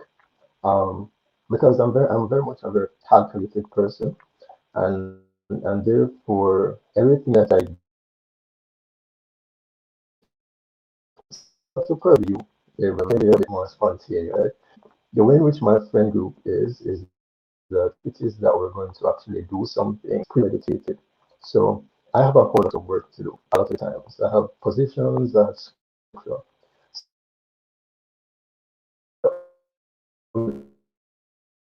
For example, something coming up, everything goes in. So we know that um, we have this amount of work to do, and we basically will beat books throughout the entirety of that week, throughout the entirety. Let's do to Thursday because we on Friday, we want to go out, we don't want to have any of this on our mind. So that's how it is that I'm able to actually maintain my own social life. I try my best to actually attend most events on campus, but I out a lot. But to be more calculated than I just get up and say, yeah, do this today. No, I have to know that I have some work under my belt before it is that I actually go. So the next Okay, question thanks. was Do you think it would be wise to about do co-curricular. co-curricular activities? Okay, so so we'll all do one question at a time now, right? So to do co-curricular activities, I definitely would say you should because you will have that time in MBBS and it would definitely help you. So when I hear co-curricular activities, some of the things that I've been trying to get myself into now is to like learn Spanish because medical Spanish is going to be a huge asset to you right now in the Trinidad and Tobago in our situation with the Venezuelans coming to our borders. I've seen it firsthand where I've had to talk to them at least when they came for the vaccinations, and having that little bit of knowledge on how to speak Spanish to them definitely comes as an asset in the clinical field So to get involved in co-curricular activities, especially if it can be an asset to you in the medical wards or clinical wards, it will definitely be very beneficial to you, as not just improving yourself as a person and giving yourself a break. Just a saying that I think Sienna has said is basically marry the thing that you love, right? And well, co-curriculars, if you like to do archery, go through. If you like to read books, please do that. There's reading clubs and stuff like that. There will be a lot of associations, a lot of clubs in UE, and I'm pretty sure that's throughout all the different campuses that you can get involved with. And I'm pretty sure there will be one for you. So please, I advise you, get involved in co-curricular activities. Okay, Xavier? Right. So I think this is something active for each campus. So you've been introduced to most of them that are specific to MedSci.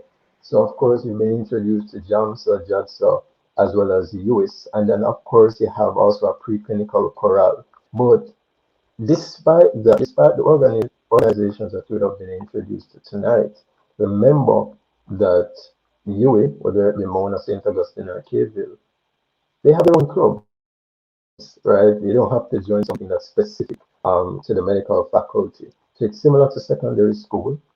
You have different clubs with their different interests. So definitely you don't have to remain within the faculty. Again, you've been introduced to most of them tonight. And as you go through, you'll be introduced to more. But remember, you can span outside the faculty. Okay, I agree with that as well. So next question, and Gabriel, you take that one. All right. How are you able to balance academics and extracurricular activities while maintaining a stellar GPA? Gabriel, the mic, the mic. Oh, sorry. Well, like I said, guys, I am a class representative, so I see to the needs of my entire class, everybody individually as or as a collective, as well as the vice president of my medical students association, and that encompasses medical students, Bachelor of Health Sciences students, as well as our new course, which is nutrition. Um, Extracurricular activities at this stage right now, I don't really have much of them because those tasks and those jobs are my extracurricular activities. But like I said, I think Sienna and Adam, who are involved in IFMSA, can really attest to this part, that what we do, I think, hopefully, in terms of balancing other activities aside from academics, is that we budget time in our week for our extracurricular activities aside from schoolwork. So, like I said, how on Fridays after 2, I don't do anything administrative or schoolwork wise. Well, as soon as Saturday morning starts, is when I try to get all of the extra curricular activities I have to do out of the way. So for me, extracurricular activities won't be sports or TV. For me, it might be cleaning my apartment. It might be going to the grocery, doing some administrative work for the Medical Students Association. I budget that time on Saturday morning for those things, and then start back life as a medical student, schoolwork wise, Saturday evening. So it's for you guys to adapt it to your life. Budget the time, just like you budget the time for schoolwork, you budget the time for rest, you budget the time for your whatever extracurricular activities you have going on in your life.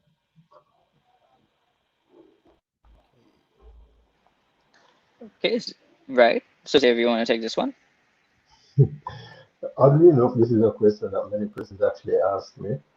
How do I make retain a lot of information? Now, the first thing you need to realize in medical school is that Rome wasn't built in one day. Um, as we've explained to you, you're going to have copious amounts of knowledge that you actually have to be introduced to, from anatomy to pharmacology. And I'm going to tell you, in first year, anatomy wasn't really my thing, pharmacology wasn't really my thing. But if you were to test my anatomy and pharmacology, no, it is my thing. So in truth, what you need to recognize is that each step you take will lead you to that final goal. Another thing that I find key to retaining a lot of information is not to isolate what you learn. So a lot of the things that you will learn in med school will come back later on. And what that means is that as it is that you relearn the stuff, you always have to review the stuff. So you have to revise the stuff. So even in your clinical years, you may meet, you may be introduced to a patient maybe with diabetes, and you might have to go all the way back to cell biology to remember, when it is that you get into concepts like, well, you guys wouldn't know the concepts, but when you get into stuff like complications of diabetes, so it would be like that you were able to cumulatively, even as a fourth year, fifth year student, you may remember things from first year. But remember, if it is that you're not catching it in first year, it doesn't mean that you'll never catch it. You do have 5 years and even beyond, because this is an academic field, to catch all the concepts. Not all, but most of the concepts.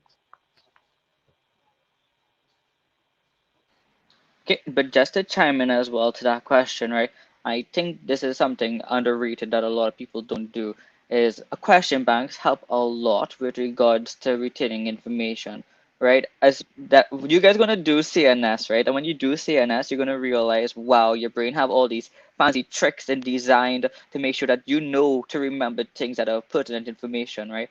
Repetition, emotional attachment, those are things that help with what we call consolidation of memory, right? To use the big fancy word that you'll learn when you do CNS, right? And basically, to do question banks would definitely help out because just doing questions and even if you get them wrong, and actually sometimes it's better to get the questions wrong than correct majority of the time because it makes you learn better because being wrong actually sets off this reaction in your brain is like, I need to remember this in the future. So one thing to remember is, it's to go what Xavier was saying, right? It's to understand the end, you must go back to the beginning, right? So don't be afraid if you have to pick up your year one notes and stuff like that to note things in year four. It's going to happen, and don't be embarrassed to do that, right? Also do questions. Repetition is a huge key to success with regards to medical sciences as well, in my opinion. Okay, so next question. That's the other right. It says active recall is important. Okay, what's a reasonable study time for a day and for the week? Hmm, I will go ahead and chime in on this one.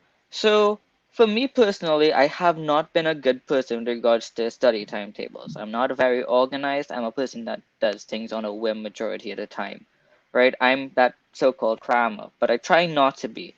So, particularly for a day, if I'm being honest, I would probably say if you need to study each day, and if you're trying to do that throughout until you have exams,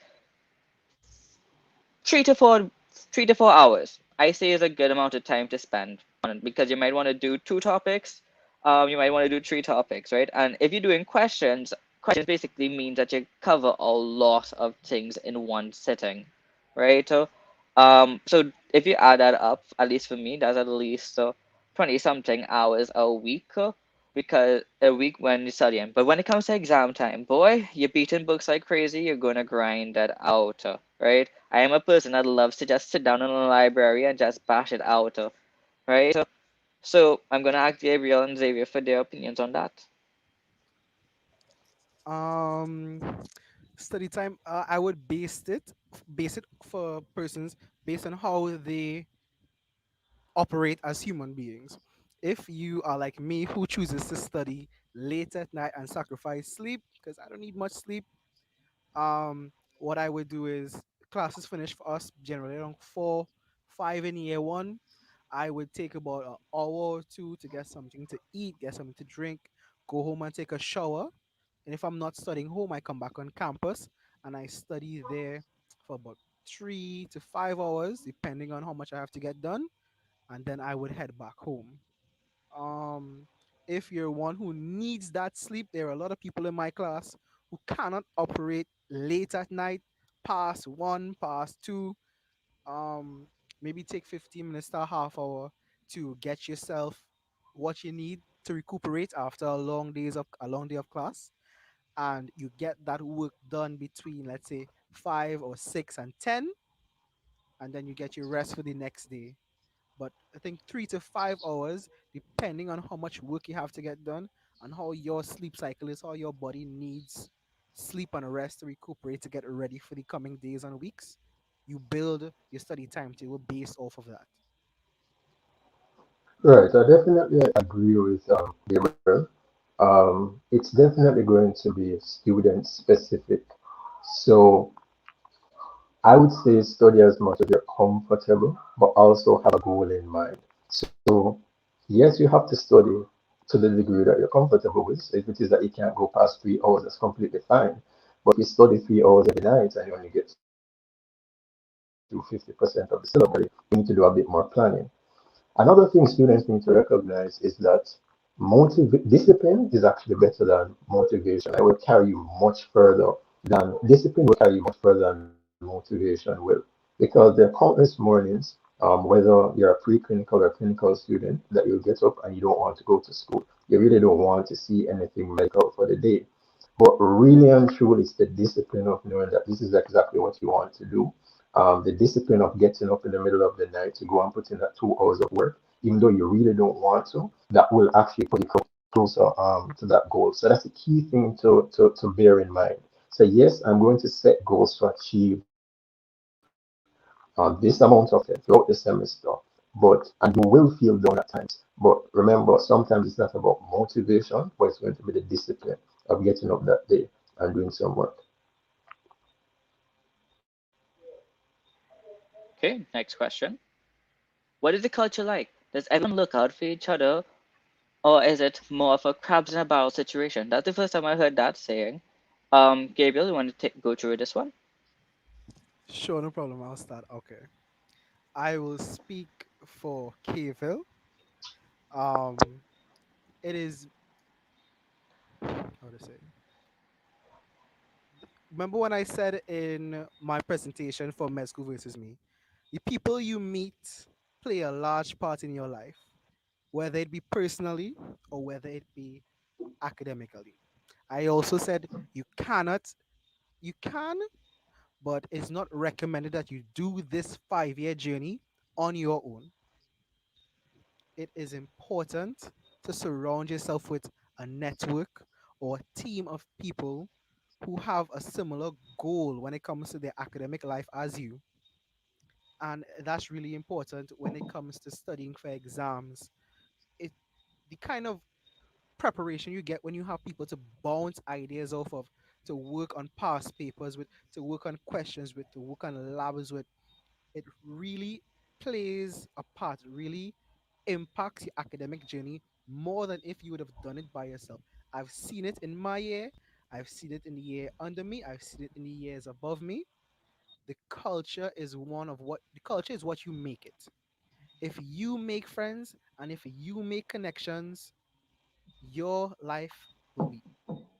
I don't want to use the word easy because med school is not an easy experience, but it will be easier than what it would be like if you were doing this on your own. Xavier or Adam? Um, Go through right. Xavier. So, I mean, it's really for you to pick up your social setting. So I believe that any society, is really a dog world. That doesn't mean that you have to ascribe to that type of society. So you should be able to pick out who your team will be for the rest of medical school. And of course, this is a dynamic process. As you go through the years, you realize who's there for you, who's not there for you. So if it is that you feel like you're overextending yourself and you're not really getting what you need to, then take a step back and realize who's really there for you. But also you need to be so as we know, medical school um, is really a teamwork process, and yeah, so you need to surround yourself with persons who will help you. Okay, and I think this is a whole campus type of situation, so I'm gonna just chime in one time. So I'm not too sure if you guys are like me, but before I entered MedSci, at least I was told, well, Mount Hope is where all the snakes are, that's where everybody like snitch and hide notes and hide resources and stuff like that. I was like, nah, that can't be like that. People go into medicine, there's nice people and stuff like that. At least when I reached into MedSci, I didn't see anything like that. People were always very nice to me. Honestly, like I am that person that was always on campus, especially as because I was a rep at that time. So I always had to be there, unfortunately, because sometimes I had to be there for 8 o'clock for my lectures. And I'm like, I want to go home and sleep. But yeah, I was always there. And if you see a high year group student, if you see anybody there in the foyer, that's our little alignment spot, right? If you talk to them, they're gonna basically be like, oh, what you need, tell me what you need. You have any questions? I'll answer your questions. They will try to be as helpful as possible, right? And I'm going to say that's true for your year group, especially depends on the representative that you have for your year group. Your representative is going to be very pivotal to how your entire year group operates, because you want to try and operate as a family. Because MedSci is not as easy as everybody thinks, just because of how many people graduate, right? You got majority of the reasons why MedSci is so easy is because everybody tends to help each other. People look out for one another. People don't snitch, people don't hide resources, they share resources, they act as a family. And a saying that at least we were told when we were entering in year one is that from a lecturer itself was that there are enough degrees for everyone, and that basically stuck out for everybody. That basically solidified in everybody ears that okay, I do not have to be the best, I do not have to hide my resources, I don't have to share my notes. I can do all of these things. There's going to still be a degree for me. I can still be the best I can possibly be. And you guys need to make sure that you guys don't get that habit of trying to hide notes and think that you need to be better than this one and that one. We don't do that here. No nasty competition in MedSci. And if you think like that, please find a new faculty. Right. So what are some things you wish somebody told you about med school? Okay, Gabriel. Hmm. At Let me see at KFA what are things I wish okay. Definitely I wish somebody told me about the amount of drugs that you have to learn. For sure, for sure, for sure. Yo, yeah, I saw reactions. The amount of drugs that we have to learn. I find that to be the most tedious and annoying part of school because they all sound the same. They all end in lol or ide or een, and it is really a tedious thing. But outside of that, I did a lot of research. Before coming in, I had a lot of friends who did medicine. So if you have that advantage, if you do a lot, um, you you won't find a lot of surprises outside of the workload because it really you think it's gonna be a lot of work, but it is a little more than you think it's gonna be sometimes. Xavier. Right. One thing that I believe that, or I wish someone told me before the school was not to limit myself. And that meant largely academically, because here, a lot of the times, or one of the most daunting things moving from high school to medical school was, oh, this is very hard. All persons that in med sci compared to the other faculties, they don't get A's, they get C's, they get B's, and stuff like that. And for me, in going into med school, from high school, it was like, oh, I mean, I can settle. I just need to just cover whatever it is that they want to cover, and that'll be fine. And like after doing like my first semester, and I realized that hey, based on what I did, I actually still did kind of well. That means that what it is that persons were telling me wasn't particularly true. It's not as daunting, it's not difficult to do. So don't go in there with a mindset that or based on what other persons told me, because they couldn't achieve it means that you can't achieve it. Go in there, give it your best effort, and whatever results you get, be content with it. And yeah, you'll do well. Just to basically go on the same lines as Xavier, just to sorry, um, Continue. basically with regards to med school, right? You guys probably gonna put a lot of emphasis on what type of grades that you get, right? And yes, I do believe that sometimes you can look at a grade and be like, this is a good achievement, right? Especially if you're a student that cares a lot about your GPA. But first and foremost, please keep in mind you want to graduate knowing that you are a competent doctor able to treat a patient. You don't want to graduate that you have a you graduating with honors and distinction. That is not the goal of med school. Graduate knowing that you're able to take care of a patient, be responsible self for somebody's life, and able to teach another person about medical knowledge as well. That is your true goals in MedSci. Personally, for me, I think I came into MedSci and I felt a lot of it was, oh, I want to make sure that I get a good GPA and stuff like that. I mean, thankfully, I do have a good GPA because I make sure to do my work as well, right? But you make sure that at the end of the day, right, your main focus is being the best doctor that you can be, best medical student that you can be, and that doesn't change even if your GPA is a 2.7 or a 3.0. You still can be a great doctor even if you have those GPAs. So don't worry about it too much. Just focus on being the best doctor you can be at the end of this tenure. I wholeheartedly agree with your sentiments, Adam, Gabriel, and Xavier. Want to thank you so much for this wonderful session. I really appreciated the extent to which you delved deeply into your answers for these questions, and I think the students definitely will appreciate it. We have a few questions that are coming in, and so basically in the last 5 or so minutes, we will take those questions. Just so that everybody knows, Gabriel has to leave right now. And so we just want to express our gratitude to Gabriel for taking his time off this evening, and see everybody doing sign language, and just bid him a good night. Thank you very much, Gabriel, and we'll definitely hear and see more of you in the coming days.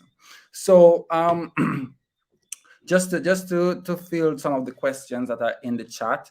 Well, first of all, there was a question about USMLE and studying abroad. That is a very, very important aspect of your medical school journey. And if you ask me, I think the earlier that you know about external examinations, whether it is USMLE, PLAB, or whatever is the exams done in like Canada or Australia, the earlier you can learn about that, the better for you. Unfortunately, we were not prepared to discuss external examinations in this forum tonight. But fortunately, because hyperacademics is just amazing, and I'm not biased at all, but just about a month ago, we held a webinar on pursuing residency in the United States and the United Kingdom. And so if you go onto our YouTube channel, first of all, subscribe, click that subscribe link button right below. And you can check and you'll see the recordings of these webinars that close to 1,000 persons have already viewed them, and students, medical doctors alike have found it useful, as we had very young doctors who are in two cases. For the US, we had two doctors who are doing residencies in the United States, and we have a doctor who is doing residency in England. And they really went into depth about these external examinations. So after this, whenever, go on and check out these videos. And in the coming months, we are planning to have sessions on external examinations for Canada, for Australia, because we want to give everybody the information that you need. So just look out for that. And the best way to know what is happening is to follow HyperAcademics on Instagram. So we're just gonna take some of the questions. They are not a lot. I want to also share with you a comment from Sienna, where she said, "Do everything you can while you can. You are more flexible in your preclinical years. Remember, you need to build that resume. Hospitals, organizations, and grad schools are looking at more than just grades." And I literally shivered a while ago as I was reading that, because it is so true. It's more than just your grades, as everybody everyone has been saying for this evening. So take that definitely for the value that it is. So one question here is Anki a tool that you would recommend? Are there any pre-made decks available? So Adam, you want to answer that for us? Sure, not a problem. So Anki is basically a flashcard tool, right, guys? And there are pre-made decks. I had usually when I used it before, I just need to go on Google and like pre-made decks for Anki, and then there was like this website. I could probably link it to you guys to share it as well if I find it again. But they had pre-made decks for all the different systems for the body as well as different disciplines, right? So I definitely would say Anki is a really good tool. However, Anki is a tool that you can make sure that you make your own flashcards. And if you're capable of making your own flashcards, it will serve you a lot better. I personally never had the attention span to make Anki cards, right? So I always look for a pre-made deck. But if you're able to make Anki cards, that's basically you taking notes, and when you go over the question, you're doing that repetition and keep on doing it over and over again and making sure that you get your cards in per day. Because Anki tries to engage you in the sense that it gives you reminders that, hey, you have 2 cards to do for the day, you have 10 cards to do for the day, you have 142 cards to do for the day, right? I would say that Anki is a really good tool if you're somebody who uses flashcards. Thank you so much. Xavier, did you use Anki at all? I don't. Xavier is what, a boss? Okay, basically. So, next question is, and by the way, guys, you can leave your questions in the chat. We will take maybe about 2 or 3 more before we close. The next question is, would people coming in with degrees in natural sciences have an advantage or be more adapted? I would want to venture to answer that question. Basically, first of all, I believe that irrespective of your background, whether you have an undergraduate degree in a natural science, whether it is an associate degree or CAPE, I believe that, first of all, everyone has the same potential to succeed, because at the end of the day, we are, and I am proud to be cocky about that, we are the creme de la creme. So I think we all have equal potential to succeed, regardless of where we're coming from in terms of our previous academic experience. Regardless, you will find, and I'll be honest, that if it is you have a degree before, you might have a sort of you might have an advantage in particular courses. So, for example, I know a student who, before joining MBBS, he did a bachelor's, a basic medical sciences degree in pharmacology. And you would have heard all throughout the night, so many persons have been reiterating over and over how, there's so many drugs to know and so many drugs to learn. And so, for example, for that person with the degree in pharmacology, that was a breeze. And pharmacology, it never leaves you. You get pharmacology from day one all the way up to your final MBBS. So that person having a pharmacology degree, definitely, they're going to have the advantage in the sense that they've done a whole degree on pharmacology. But does that mean that this person is automatically going to be the top of the class for pharmacology? No, it doesn't mean that, because we all have equal potential to succeed. It's just a case, perhaps, where that person maybe just realize that potential a little earlier than us because they had a degree.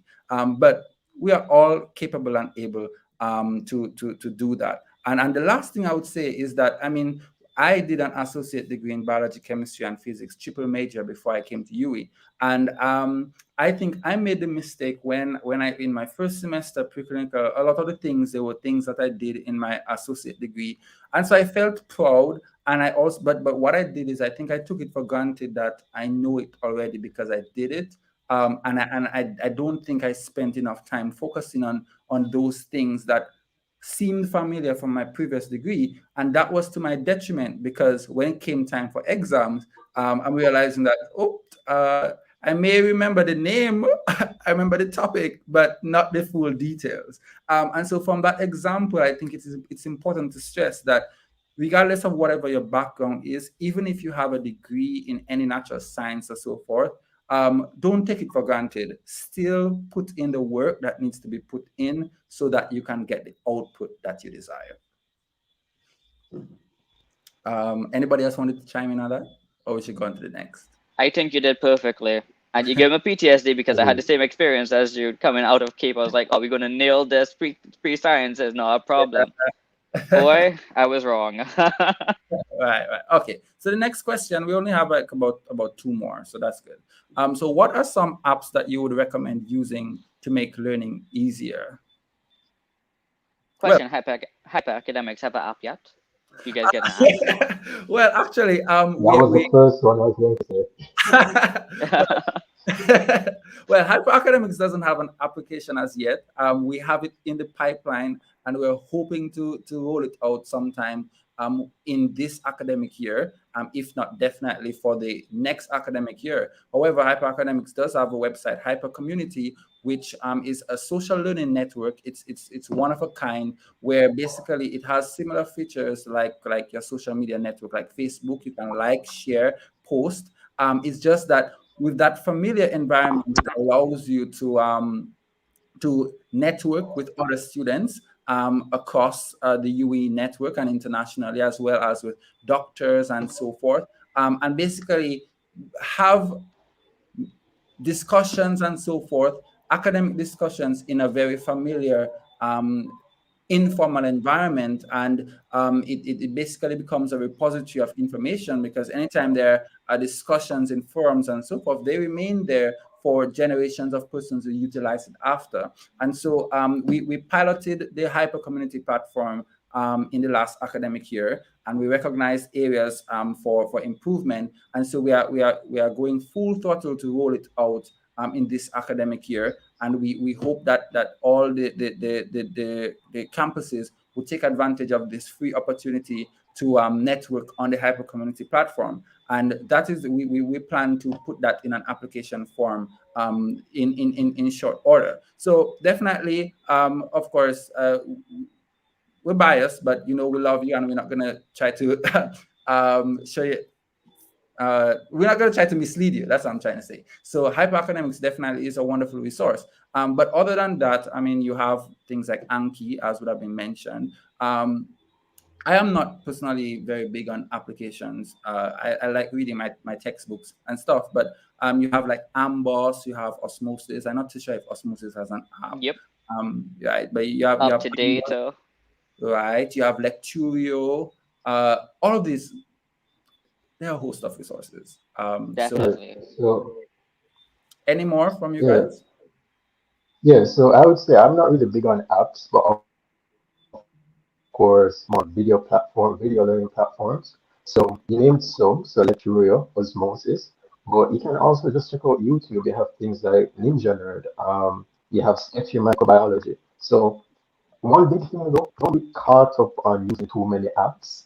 They will take up your time. So stick to your video platforms, stick to your resources, and carry and use them throughout the semester. And one other one that just slipped me was, I'll remind you later. It just slipped me. Well, right, and as I say that, as you mentioned the point about how these apps and so forth can consume your time, it's always also important to just recognize that whatever works for you, go with it. You might see these different subscriptions pop up. You might see someone using Anki so diligently and so forth, but that does not mean that because it works for them, it's going to work for you. So take your first semester to kind of gauge exactly what you're learning. It might even take the entire first year to gauge what works for you, and that is okay. In the process, you might fall, you might get a grade that you don't like because you're still learning. But when you do learn what is the best way to learn, then it's going to be uphill from there. And I'm just noticing a private comment that was saying in response to a question earlier that the Mona class of 2020, the Mona class of 2026 is getting some pre-made Anki decks from the Mona class of 2025. And I am very, very, very certain that Michaela, who is also, as you realize, yeah, Michaela wears a lot of hats. So Michaela is also, as we said, the class president of the MBBS DDS class of 2025. And I'm sure she'll be willing to share that with all incoming students for the class of 2026 across all campuses. So we can look forward to that. We have just one more question. But before the question, we have a comment from wonderful Sienna Lunan, who's just been loading us with some nuggets of wisdom. She says, this is a time to start considering your options for residency abroad. Don't wait until later in med school. And I couldn't agree more.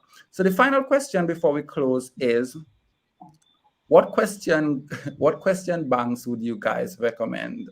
Mbbs, hands down. Love Mbbs question bank. Is one of the best in my opinion. It tends to be harder than USMLE New World questions for sure, right? But If you do your Mbbs and you're able to get those answers correct, then you could probably get any answers correct in any other questions. Well, I agree with you, and I currently use Mbbs from time to time, but I'm sure there was an answer that came to my mind that I know came to Xavier's mind immediately when that question was asked. But we're gonna forgive Adam, for the little slip. Just joking. But in addition to Mbbs, HyperAcademics also has question banks that students have used over the years, over the last couple of years. And we will tell you more about it over the 4-day period. But our question banks, we utilize questions that are formulated by the local context. So I mean, you one of the things that I always caution people about in utilizing these resources that are made for the overseas examinations is that there's one thing that is deficient in them is the context. We are operating in the Caribbean context, in a third world context that has some specific things, unique things about it. So I can take, for example, very, very quickly, I remember when I was in third year on medicine and cardiology, my consultant asked me, I think it was, what was the most common cause of valvular heart disease? And I had watched it might have been an osmosis video or something the night before. So I was confident. And when you go to wardrooms, you want to impress your consultants. You want to get a nice global score. And I quickly chimed senile degeneration because that's what I read or saw on the video. And to my surprise, the consultant told me no. The consultant told me yes. In the first world countries, that's the answer. But in the Caribbean and in third world countries, the most common cause of valvular heart disease is rheumatic heart disease. So the point is that even in our studying and utilizing overseas based resources, we have to always pay attention to the local context, because our exams are, yes, they're going to prepare us for the international context, but they expect us to be able to know what is happening in the context that we are learning. And that is why HyperAcademics question banks come in handy, because they are fashioned in a manner just as how your actual UE examiners are going to ask you your questions, and they're also going to have questions that are contextualized as well to our Caribbean context. So HyperAcademics, our Q bank is called Hypr Papers, and it's a very, very useful tool. You're going to hear more about it. So yeah, but I just had to give that nice little preamble so you can thirst for more. So with that said, guys, that is the last question for everybody. We've been here for about 2 hours and 12 minutes, and we still have majority of the persons who joined from the beginning. So let me just first of all thank Xavier, thank Adam. We already thanked Gabriel for this wonderful session where you answered these questions. I think the students definitely would appreciate, those who watch live and those who will watch the recording, appreciate your very personal perspective and responses to these questions. So with that said, I just want to again thank everybody for coming out this evening to the first day of your MedSkool KickOff. I think it has been a success, and we look forward to sharing with you over the next 2 days. Remember that tomorrow we're going to come on at 2 p.m. Jamaican time, and that is also 2 p.m. Jamaican time, 3 p.m. Eastern Caribbean time. Tomorrow, I think we are going to start off with a session on. Let me just bring up the day two plans so that I can remind you of what they are. The plans for day 2 tomorrow is at 2 p.m. Jamaican time and 3 p.m. in the Eastern Caribbean. We are going to be meeting. Right, here it is. So we're going to start off with a session on social life in medical dental school. How? And I think that is one of the questions that a lot of people had when we fielded the question. What's going to happen to my social life when I enter medical dental school? And that we're going to discuss at length tomorrow. And then we're going to go into a little academic session on cellular injury and pharmacokinetics versus pharmacodynamics. Just basic things, nothing difficult. You don't have to go and study anything. All you need to do is just come and just listen, because we want to give you a taste of what medical school is like. And so we're going to give you these little nuggets, it's like we want to sow some seeds so that when the time comes, you can definitely be ready for what is ahead. So see you guys tomorrow evening tomorrow afternoon at 2 p.m. Jamaican time, 3 p.m. everywhere else, well, in the Eastern Caribbean. And yeah, have yourself a wonderful evening, and thank you so much for joining.